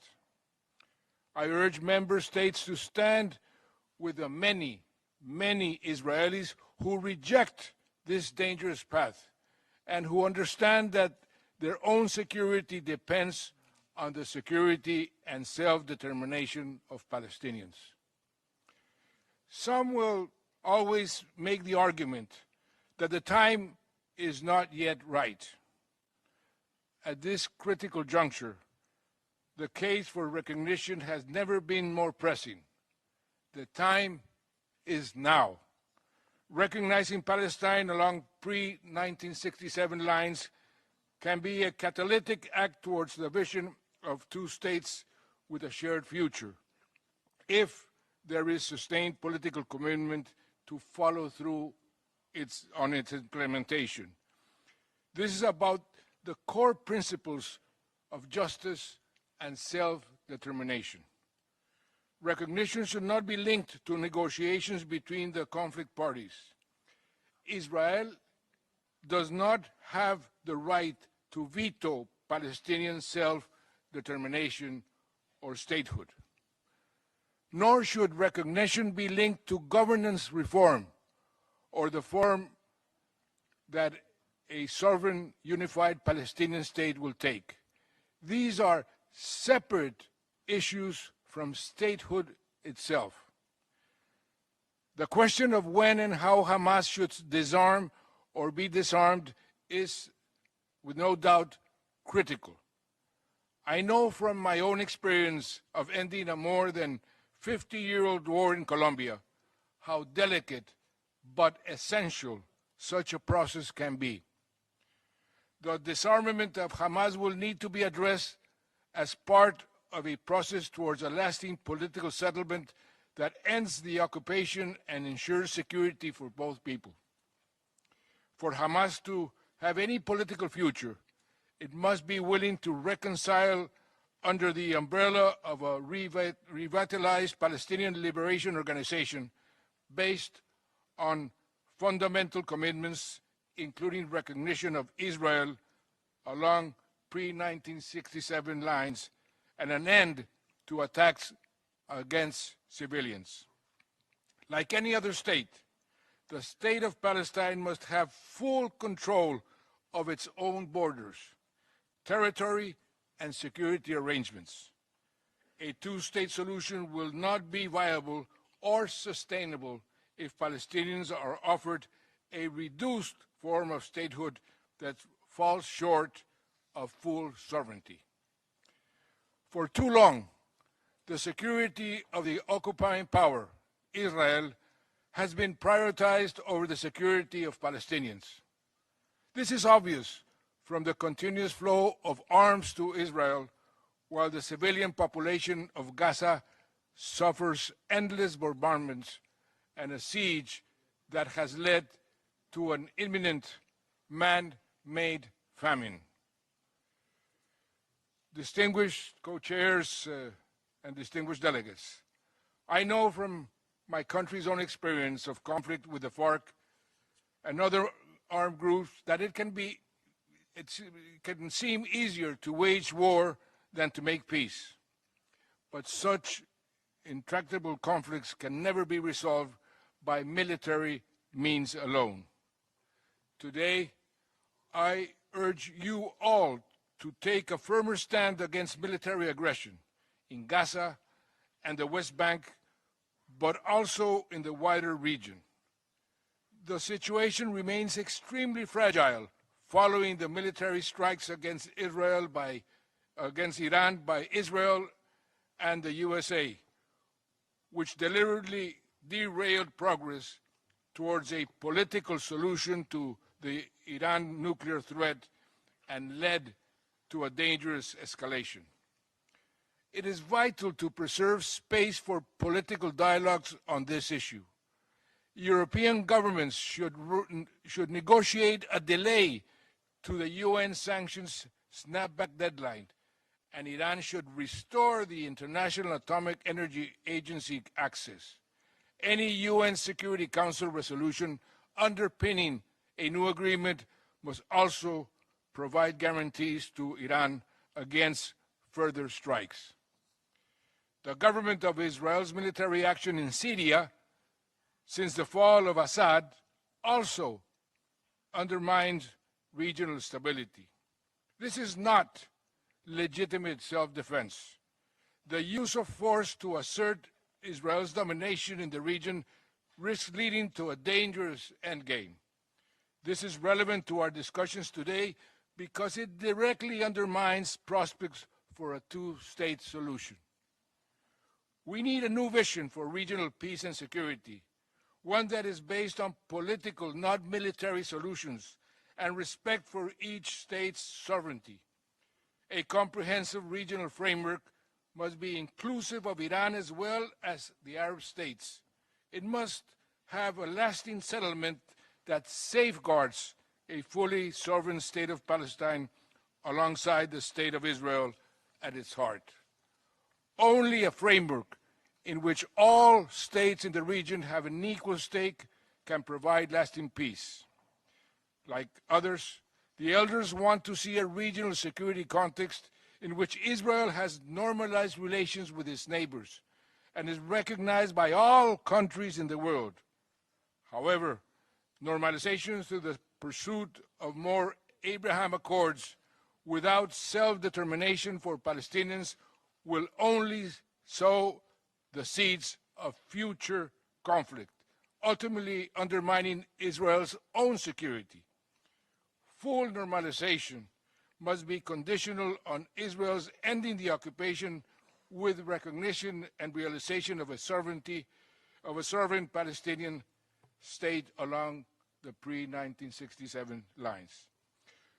To make progress towards such a vision, it is likely that a regional or international presence will be required to support a ceasefire in Gaza and the transitional governance and security arrangements that will follow. Any such regional and international presence should be based on the consent of the Palestinian Authority and endorsed by the UN. It should be established in both Gaza and the West Bank to ensure that it paves the way for a unified, sovereign Palestinian state. Recognition of the state of Palestine by member states can be transformative if it is accompanied by practical measures to make statehood a reality.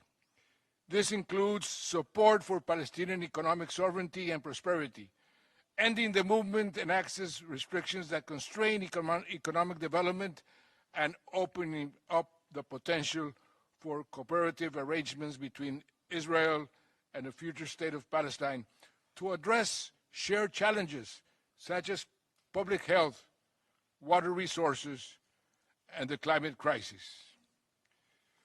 Excellencies, I would like to conclude by recalling Nelson Mandela's words nearly 30 years ago when I went to give him the chair of the 9th UNCTAD conference, when he told me that without peace, Colombia will never take off. His words inspired me to commit to delivering peace in my country and in the world, and still inspire me today. That is the reason I am here. This conference offers a tangible opportunity to catalyze progress towards political resolution by recognizing Palestine and developing a new vision for shared security and sustainable economic prosperity for Palestinians, Israelis, and the wider region. I urge you all to seize this moment. Thank you.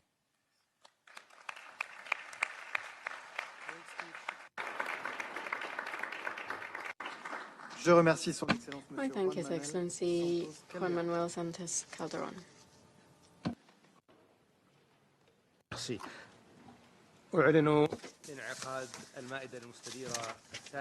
I now announce Roundtable 3, entitled From Rubble to Renewal, Rebuilding Lives, Realizing the Promise of Independence, and a Future of Shared Peace, Security, and Prosperity. Joining us on the podium is His Highness Prince Zaid Ra'ad Al Hussein, former United Nations High Commissioner for Human Rights, and we warmly welcome his presence with us today. We'll first hear interventions by the co-chairs of thematic working groups 5 and 8, and I now give the floor to His Excellency the Foreign Minister of the Arab Republic of Egypt and the co-chair of Working Group 5. You have the floor, sir. In the name of God, most gracious, most merciful, Your Highness, Prince Faisal bin Farhan, Minister of Foreign Affairs of the Kingdom of Saudi Arabia, Your Excellency, Minister Jean-Noel Barrot, Minister of Foreign Affairs of the French Republic, Your Highness Prince Raad, ladies and gentlemen, allow me at the outset to express my extreme gratitude for your participation in today's meeting at the beginning of the conference on the peaceful political settlement of the Palestinian question, and the implementation of the two-state solution. Here I'd like to express my special thanks to the Kingdom of Saudi Arabia and to the Republic of France for co-chairing this conference and for their keenness to convene it at this very delicate and dangerous moment in our region's history. And I also like to thank all the countries that participated in the working groups. Their valuable participation and contributions will undoubtedly have a great impact in ensuring the success of our joint efforts in this conference.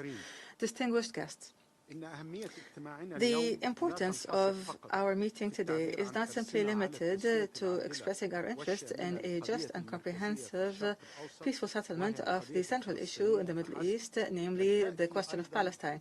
Rather, our meeting today gains importance from our success in reaching the broadest possible international consensus on the practical steps needed to establish a Palestinian state on the 4 June 1967 lines, with East Jerusalem as its capital, a state living in peace and security side by side with Israel.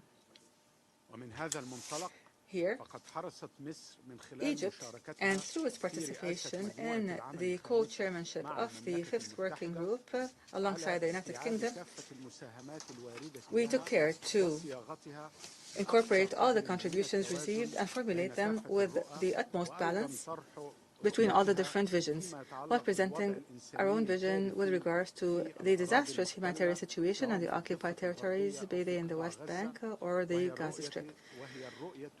This is a vision that we believe has won the acceptance and support of the majority of the countries participating in the Humanitarian Action Working Group as one of the main pillars of any practical action aimed at providing the objective conditions necessary for the establishment of a Palestinian state, which is based on supporting the steadfastness of the Palestinian people on their land in light of the rights guaranteed to them by international law and international humanitarian law, foremost of which is the protection and enjoyment of basic services, at the forefront of which is the right to life and the right to unfettered humanitarian aid.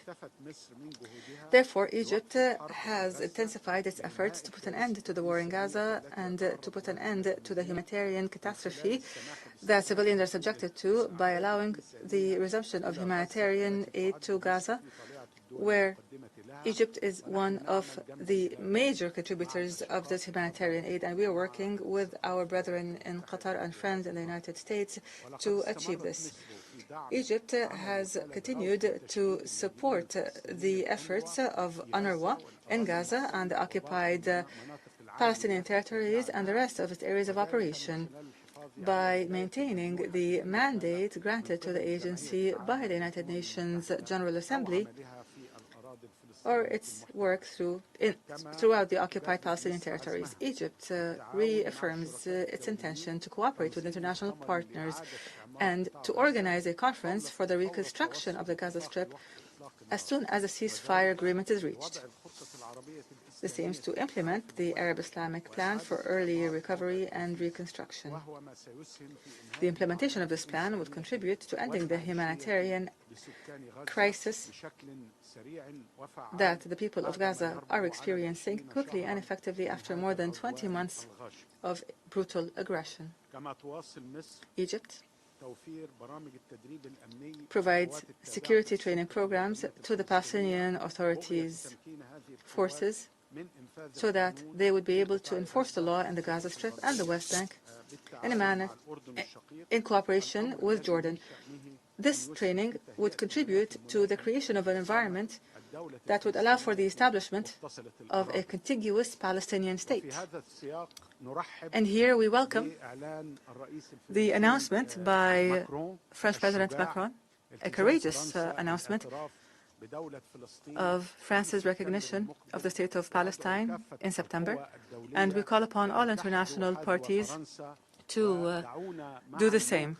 Let us together save the two-state solution by recognizing the Palestinian state and by not giving the veto to one party here. In closing, We'd like to express our sincere gratitude to the co-chairs of the conference and to the United Kingdom for the excellent coordination with Egypt in presiding over the working group on humanitarian action and reconstruction. And we thank all the countries and organizations that have contributed effectively to this effort through their valuable proposals. We wish this conference success, and we hope that together we will succeed in putting an end to this humanitarian disaster that has not been witnessed since World War II.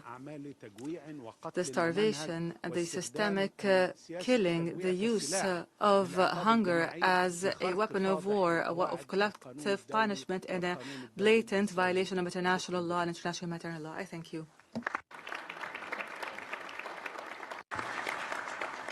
أشكر معالي وزير خارجية جمهورية مصر العربية على مداخلته. I thank Egypt for their remarks. I give the floor now to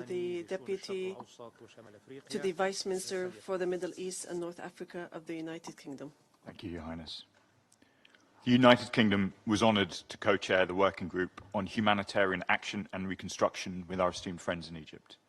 We're grateful to all those who contributed. Our discussions reflected a shared sense of outrage at the scale of human suffering. The humanitarian pause in fighting is essential, but long overdue. This must be kept in place and lead to a lasting ceasefire that brings the war to an end, allows hostages to be freed, and ensures aid can get into Gaza without obstruction. The working group heard a clear message that Israel must uphold international humanitarian law, protect civilians, and stop obstructing aid. It clearly rejected the misuse of aid for military or political ends and any attempts at demographic or territorial change. The United Nations must be allowed to save lives, to reduce suffering, and preserve dignity. There was strong support amongst the group for UNRWA, which faces a $200 million shortfall.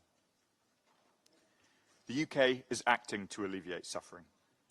The Foreign Secretary has announced an additional $54 million in humanitarian assistance, including $27 million for UNRWA. We're working with international partners to fund joint aid projects, ensuring that assistance reaches those in the most desperate need.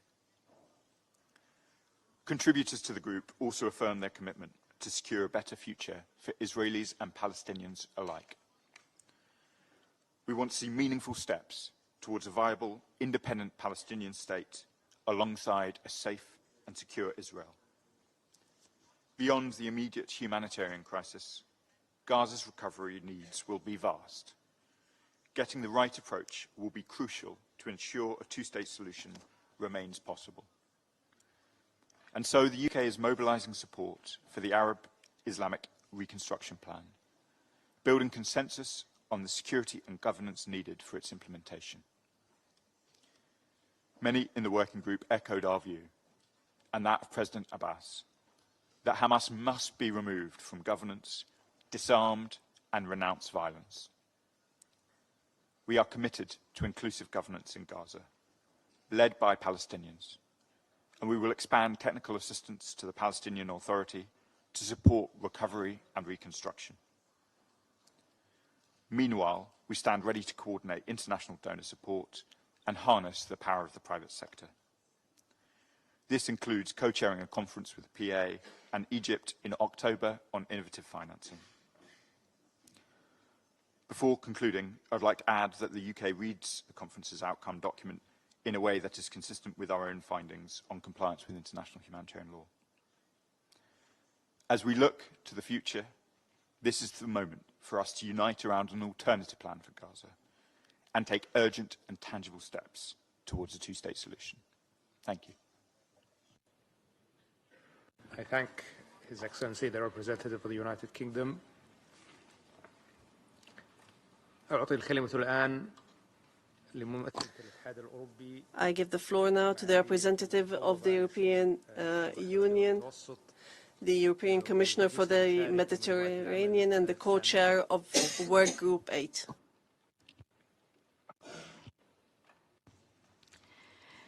Excellencies, The European Union is honored to lead with the Arab League partners the work on Peace Day effort. By working together on this vision for the day after, we lay the ground for it to become a reality.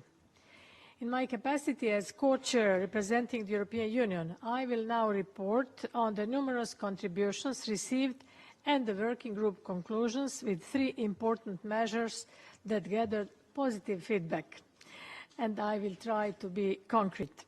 First, there is a clear need for a phased, conditional and multidimensional actionable peace-supporting package.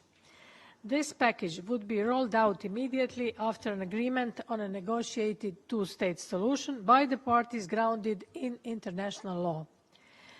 Support to the Palestinian Authority is key. The European Union is already the largest assistance provider for the Palestinian Authority. I myself recently approved a 1.6 billion euro support package for 2025 to 2027 linked to structural reforms. We offered concrete ideas to elaborate our long-standing offer to provide an unprecedented package of political, security and economic support for both parties. I'm currently working to set up a Palestinian donor group. This donors group should serve as a forum to support the Palestinian Authority's reform agenda, a place where donors can follow the reforms carried out and exchange views on how best to support the Palestinian Authority, as well as pledge their financial support. It will also serve as a concrete instrument to facilitate discussions on the recovery and reconstruction of Gaza. Second, we need to develop a regional security architecture for the Middle East. All necessary security guarantees will have to be provided to the parties. These will have to take into account sovereignty as well as the legitimate security concerns of Israel that cannot and must not be ignored. The full respect by all actors of international law is a must, including international humanitarian law and international human rights law. I also want to underline that many member states have mentioned the possibility of OSCE-inspired regional security model or other regional integration initiatives. And third, this conference must mandate a follow-up mechanism to implement its agenda. The Global Alliance for the Implementation of the 2-state solution stands out as an existing mechanism open to all and fit for purpose. It already includes more than 100 states and international organizations. The European Union and the League of Arab States are encouraging all states to actively take part in this alliance. It appears best suited to take forward the important work initiated in the 8 working groups. Excellencies, once again, in my capacity as representative of the European Union, I must reiterate the Union's unwavering support and commitment both to peace and to the 2-state solution. We are already doing much to achieve these goals. In simple terms, we are keeping the Palestinian Authority from financial collapse, and we have stepped up our engagement to reach a ceasefire and improve access for humanitarian support. Regarding the humanitarian situation in Gaza, we have laid a framework to allow goods to enter Gaza to stop civilian suffering. But the framework was only partially implemented due to an inability to distribute the goods in a safe and organized environment. We expect Israel to deliver on agreement, which is not the case at the moment. We are fully committed to achieving lasting peace in the region and supportive in accordance with the international law of the 2-state solution. We want to see Israel and Palestine living side by side in peace and security within recognized borders. And to conclude, thank you very much, both Saudi Arabia and France, for convening this important conference. Looking forward to paving the way for the conference in September and to act as soon as possible in the most concrete way. Thank you so much.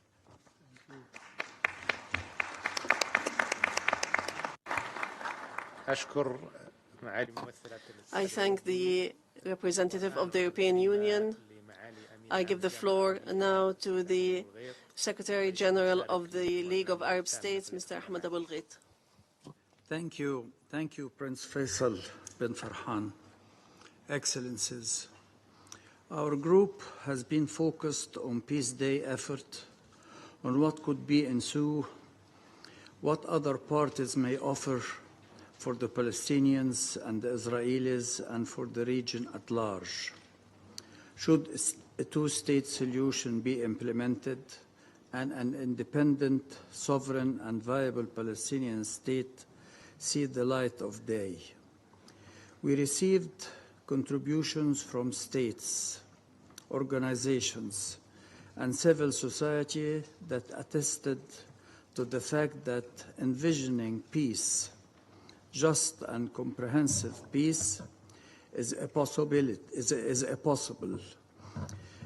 A different regional reality is not a dream or an indulgence in delusional optimism. The major takeaway from the contributions we received is that a different future for the Middle East, one that is based on justice, respect, and tolerance, is possible and desirable. Another obvious conclusion is that such future will never materialize so long as the occupation and the apartheid system persist in Gaza and the West Bank. A new Middle East will never emerge from the suffering of the Palestinians, nor from the starvation, deportation, and the total suppression of the legitimate rights and aspirations of a people who are, like all other peoples, worthy of self-determination in the state of their own. Over the last months, the Palestinians have been subjected to the crime of our time, a genocide, something the world has not seen in this century. The flame that started in Gaza moved to set fire in the whole region in a matter of weeks. Regional war reared its ugly head, and the security situation deteriorated. A full-blown regional confrontation erupted with the dire consequences for the Middle East and the whole world at large. The lesson can be more obvious. There is no way to contain the Palestinian question in a box and pretend that regional peace and security could be maintained. Such an approach has been tried and failed, time and again. In the same vein, peace will never be achieved through perceived military supremacy. Military operations could bring lulls and temporary truces and best but no permanent peace. 23 years ago, the Arab Peace Initiative envisioned a different path: full Israeli withdrawal from the Arab-occupied territories since 1967. In return for the full normalization, that is a vision for permanent peace and coexistence, a vision for integration and security for all.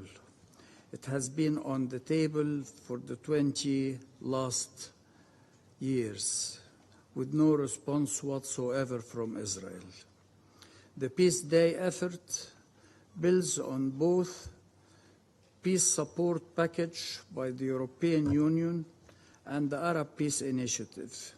It draws inspiration from their main ideas and basic promise. Only as a result of ending the occupation, advancing regional peace could be possible. Thank you very much.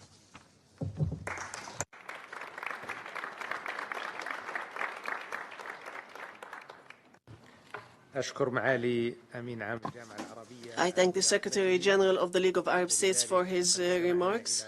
With that, we have heard from the co-chairs scheduled to speak under Roundtable 3.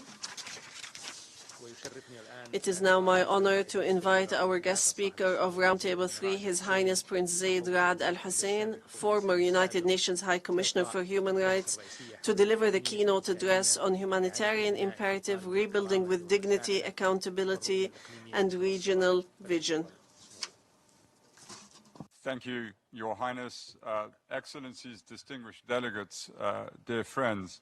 I am grateful to be joining Presidents Mary Robinson and Juan Manuel Santos as the third external speaker to this morning's session, and would like to begin by thanking our distinguished co-chairs, France and the Kingdom of Saudi Arabia, not only for their leadership on this topic, but also for their insistence.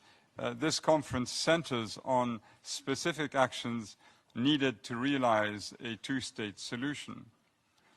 Our co-chairs are also right to think the greatest threat to the viability of a two-state solution is a staggering international community that lacks an understanding of either what a workable two-state solution actually entails or of the path we must all take to get there once the terrible atrocities in Gaza stop. In other words, how can we transition from rubble to renewal without a compelling and credible vision for what renewal means? Others may argue this differently, claiming the main obstacle to peace is not so much the violent extremists on both sides who demand the complete removal or destruction of the other. That perhaps is too obvious a point. Rather, it is the filing down in both societies of those who would believe peace is possible, such as the depth of fear, anger, and fatalism that now marks the prevailing mood. After all, virtually all Palestinians, Arabs, Muslims, and many others accuse the Israeli leadership of committing acts of genocide in Gaza. This on top of a long and cruel military occupation of Palestine. The Israeli government, the US administration, and some European leaders see Israel as fighting a violent enemy which threatens it existentially, an enemy that murdered Israeli civilians cold-bloodedly almost 2 years ago and took hostages. Many people around the world see truth in both views. Despite conceding the reality of the present moods and hatreds swirling within the two populations, what is fortunate about a vision of two states is that, like any other vision, it need not correspond exactly with the current psychology of Israelis and Palestinians. A vision is not for today's emotional audit, but for a tomorrow when new imperatives have inspired both populations, and not because the vision would be something utterly fanciful, quite the opposite. A two-state solution would have to be practical to gain support. This is why one of the first lessons to draw on from decades of failed efforts to resolve this conflict is that wholesale vagueness about the endgame is not strategic, it is dangerous. It empowers rejectionists and weakens those who believe peace is still attainable. Today, as we've heard many speakers say, leading figures in Israel's far-right government are openly articulating a vision of permanent occupation, territorial annexation, and forced displacement. And they are acting accordingly, taking steps every day to implement their vision through concrete policies and actions on the ground.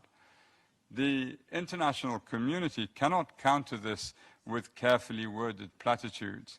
What is needed is a clear collective affirmation of the two-state solution, not as an abstraction, but with specific policy commitments. A full end to the occupation, borders based on the 4th of June 1967 lines, and a sovereign contiguous Palestinian state. Short of this, recognition of Palestine will remain symbolic and will do little to transform the lives of Palestinians on the ground and affect meaningful progress towards Palestinian self-determination. Now, this is not a fantasy. Palestinians and Israelis working together have developed a vision for a two-state solution that can work, and they have devised elegant and symmetrical solutions to issues like settlements, refugees, and Jerusalem, core issues that have divided them in the past. The first point this vision articulates is this: a viable peace must address the emotional and deep connection felt by both Israelis and Palestinians to all the land, from the river to the sea. The vision also addresses the need for two distinct and sovereign states as a means of facilitating self-determinations for two peoples, and ensures a complete end of the military occupation. And it also overcomes past obstacles to the achievement of a two-state settlement, proposing a just solution for the Palestinian refugee population and a framework for Jerusalem while guaranteeing access to it. And it achieves all of this in a way that ensures Israel can maintain a Jewish voting majority. So how can this be done? There would be two states, but one homeland. The path to reach it entails as a starting point an acceptance of the armistice line as it was on the 4th of June 1967 as the border between the two states, with at most minor territorial adjustments rather than the more significant swaps or the sweeping annexation contemplated by other proposals. Israeli settlers who wish to remain in their homes would have the option of becoming permanent residents of the state of Palestine. They would pay their taxes, abide by local law, and enjoy full protection of their rights, as is the case with permanent residents in almost all countries. All Palestinian refugees will, in turn, have the right to become citizens of Palestine, and they would also have the option of becoming permanent residents of Israel, creating a path for return. Israeli Arabs would remain Israeli citizens and would be guaranteed full equality. Over time, there will be freedom of movement for all throughout and across both states. Jerusalem would be given special status, and there will be some confederal institutions, including a human rights court, as an appellate body. A mechanism will need to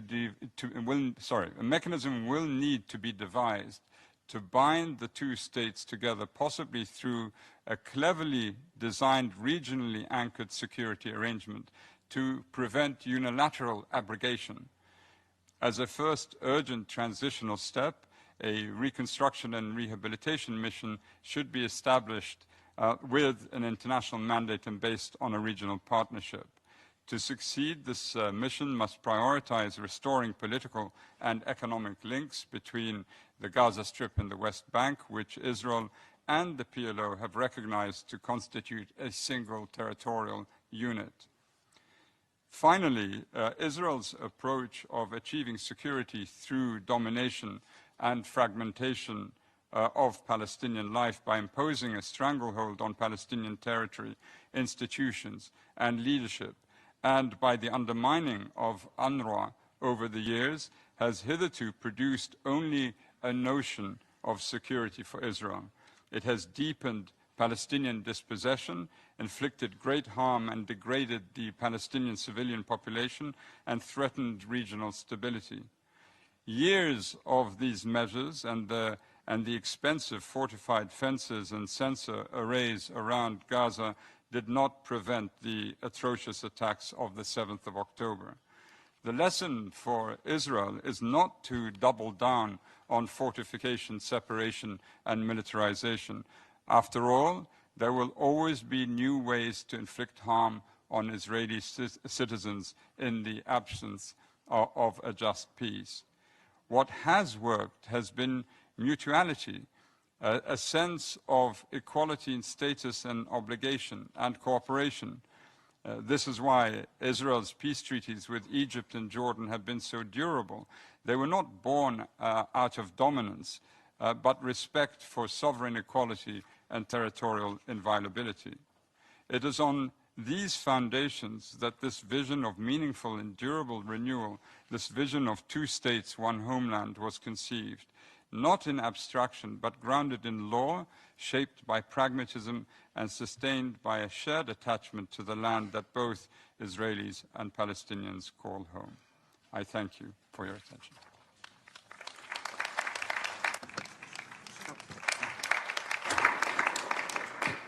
I thank His Highness Prince Zaid bin Rad Al Hussein.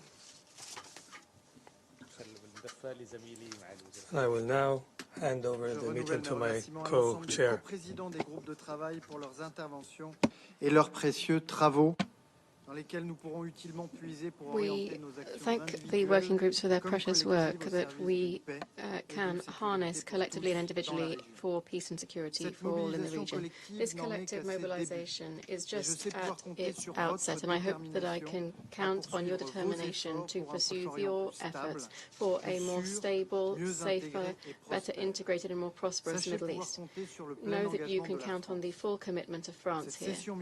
This ministerial session, I hope, will allow us to amplify our efforts around these commitments at the level of heads of state and government on the margins of the 80th UN General Assembly in September this year.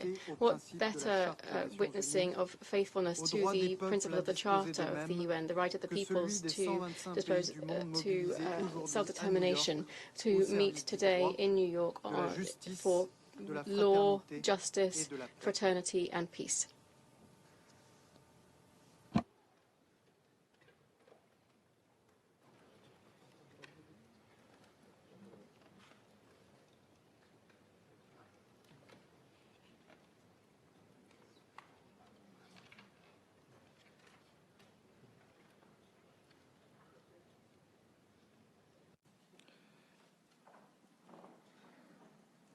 Nous allons maintenant passer à la dernière partie de la séance. We'll now proceed to the last part of our meeting, that is to hear the perspective of the United Nations Relief and Works Agency for Palestine refugees in the Near East, and I give the floor to their representative.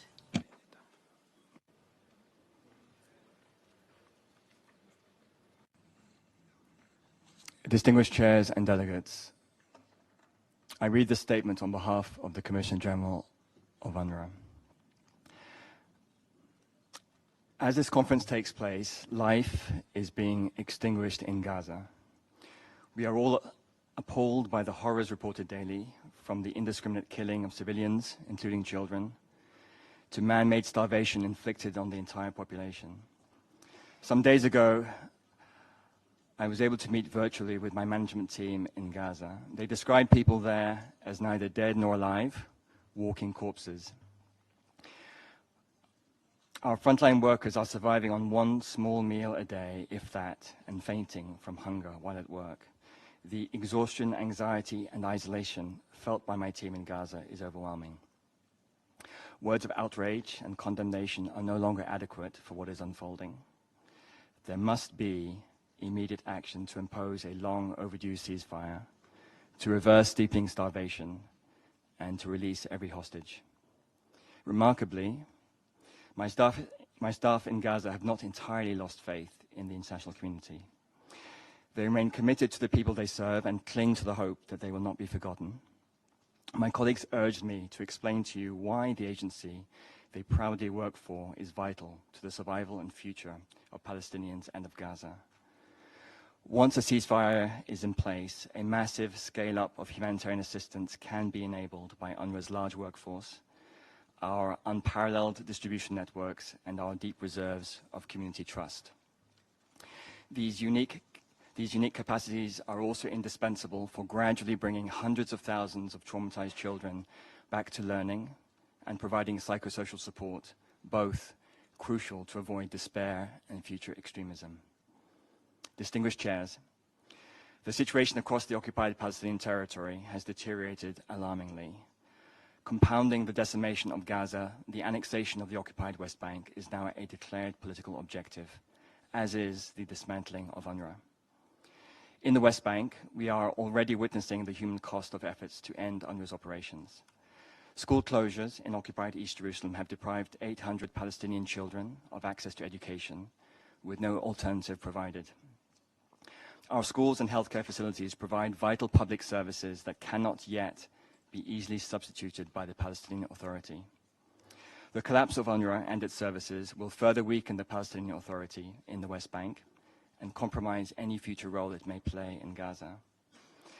The agency's collapse will undermine efforts to achieve a political solution diametrically opposing the goals of this conference. Distinguished delegates, in response to the very real possibility of the agency imploding in the face of extraordinary adversity, Secretary General Guterres requested a strategic assessment of the impact and exercise of UNRWA's mandate under current constraints. The assessment has been finalized, and it proposes how the rights of Palestinian refugees may be protected. I must underscore that UNRWA was always intended to be a temporary agency. That it continues to exist and to be needed reflects long-term failures to reach a political solution. It is now for member states to deliberate on the options presented in the assessment and to take bold, decisive, and immediate action. Member states may determine, as done many times in the past, that UNRWA's operations must adapt to serve the goals of a political solution.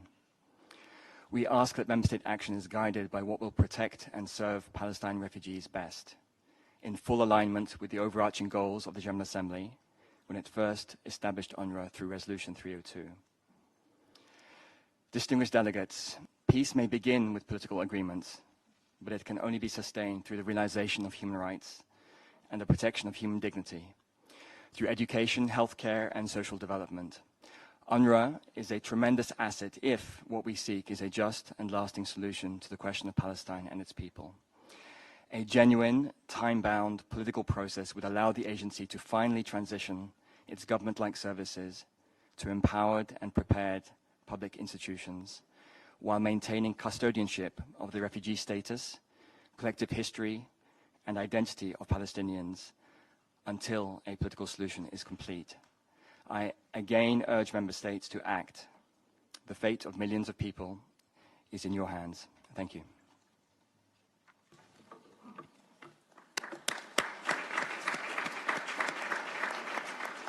I thank the representative of the United Nations Relief and Works Agency for Palestine Refugees in the Near East.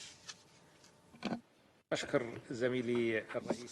thank my co-chair for his moderation of this section, and I would like to deliver some closing remarks. In conclusion of this session, I would like to express my thanks and gratitude to all participating delegations for their active participation. Our deliberations today have reflected the joint political will to advance towards a two-state solution and achieving the aspirations of the Palestinian people. I would also like to mention that tomorrow a number of memoranda of understanding will be signed to build the capacities of Palestinian parties, including cooperation with the Palestinians to develop school curricula and cooperation in the area of digital capacity building and IT. We will also sign an important memorandum with the Social Solidarity Ministry to further implement training programs for capacity building. We emphasize that we must maintain this momentum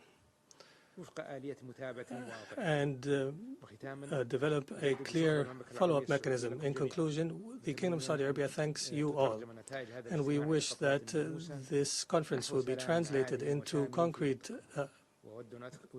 measures, and we remind delegations that we will resume the first plenary session of this conference at 3 p.m. today in the General Assembly Hall. Accordingly, I adjourn this session.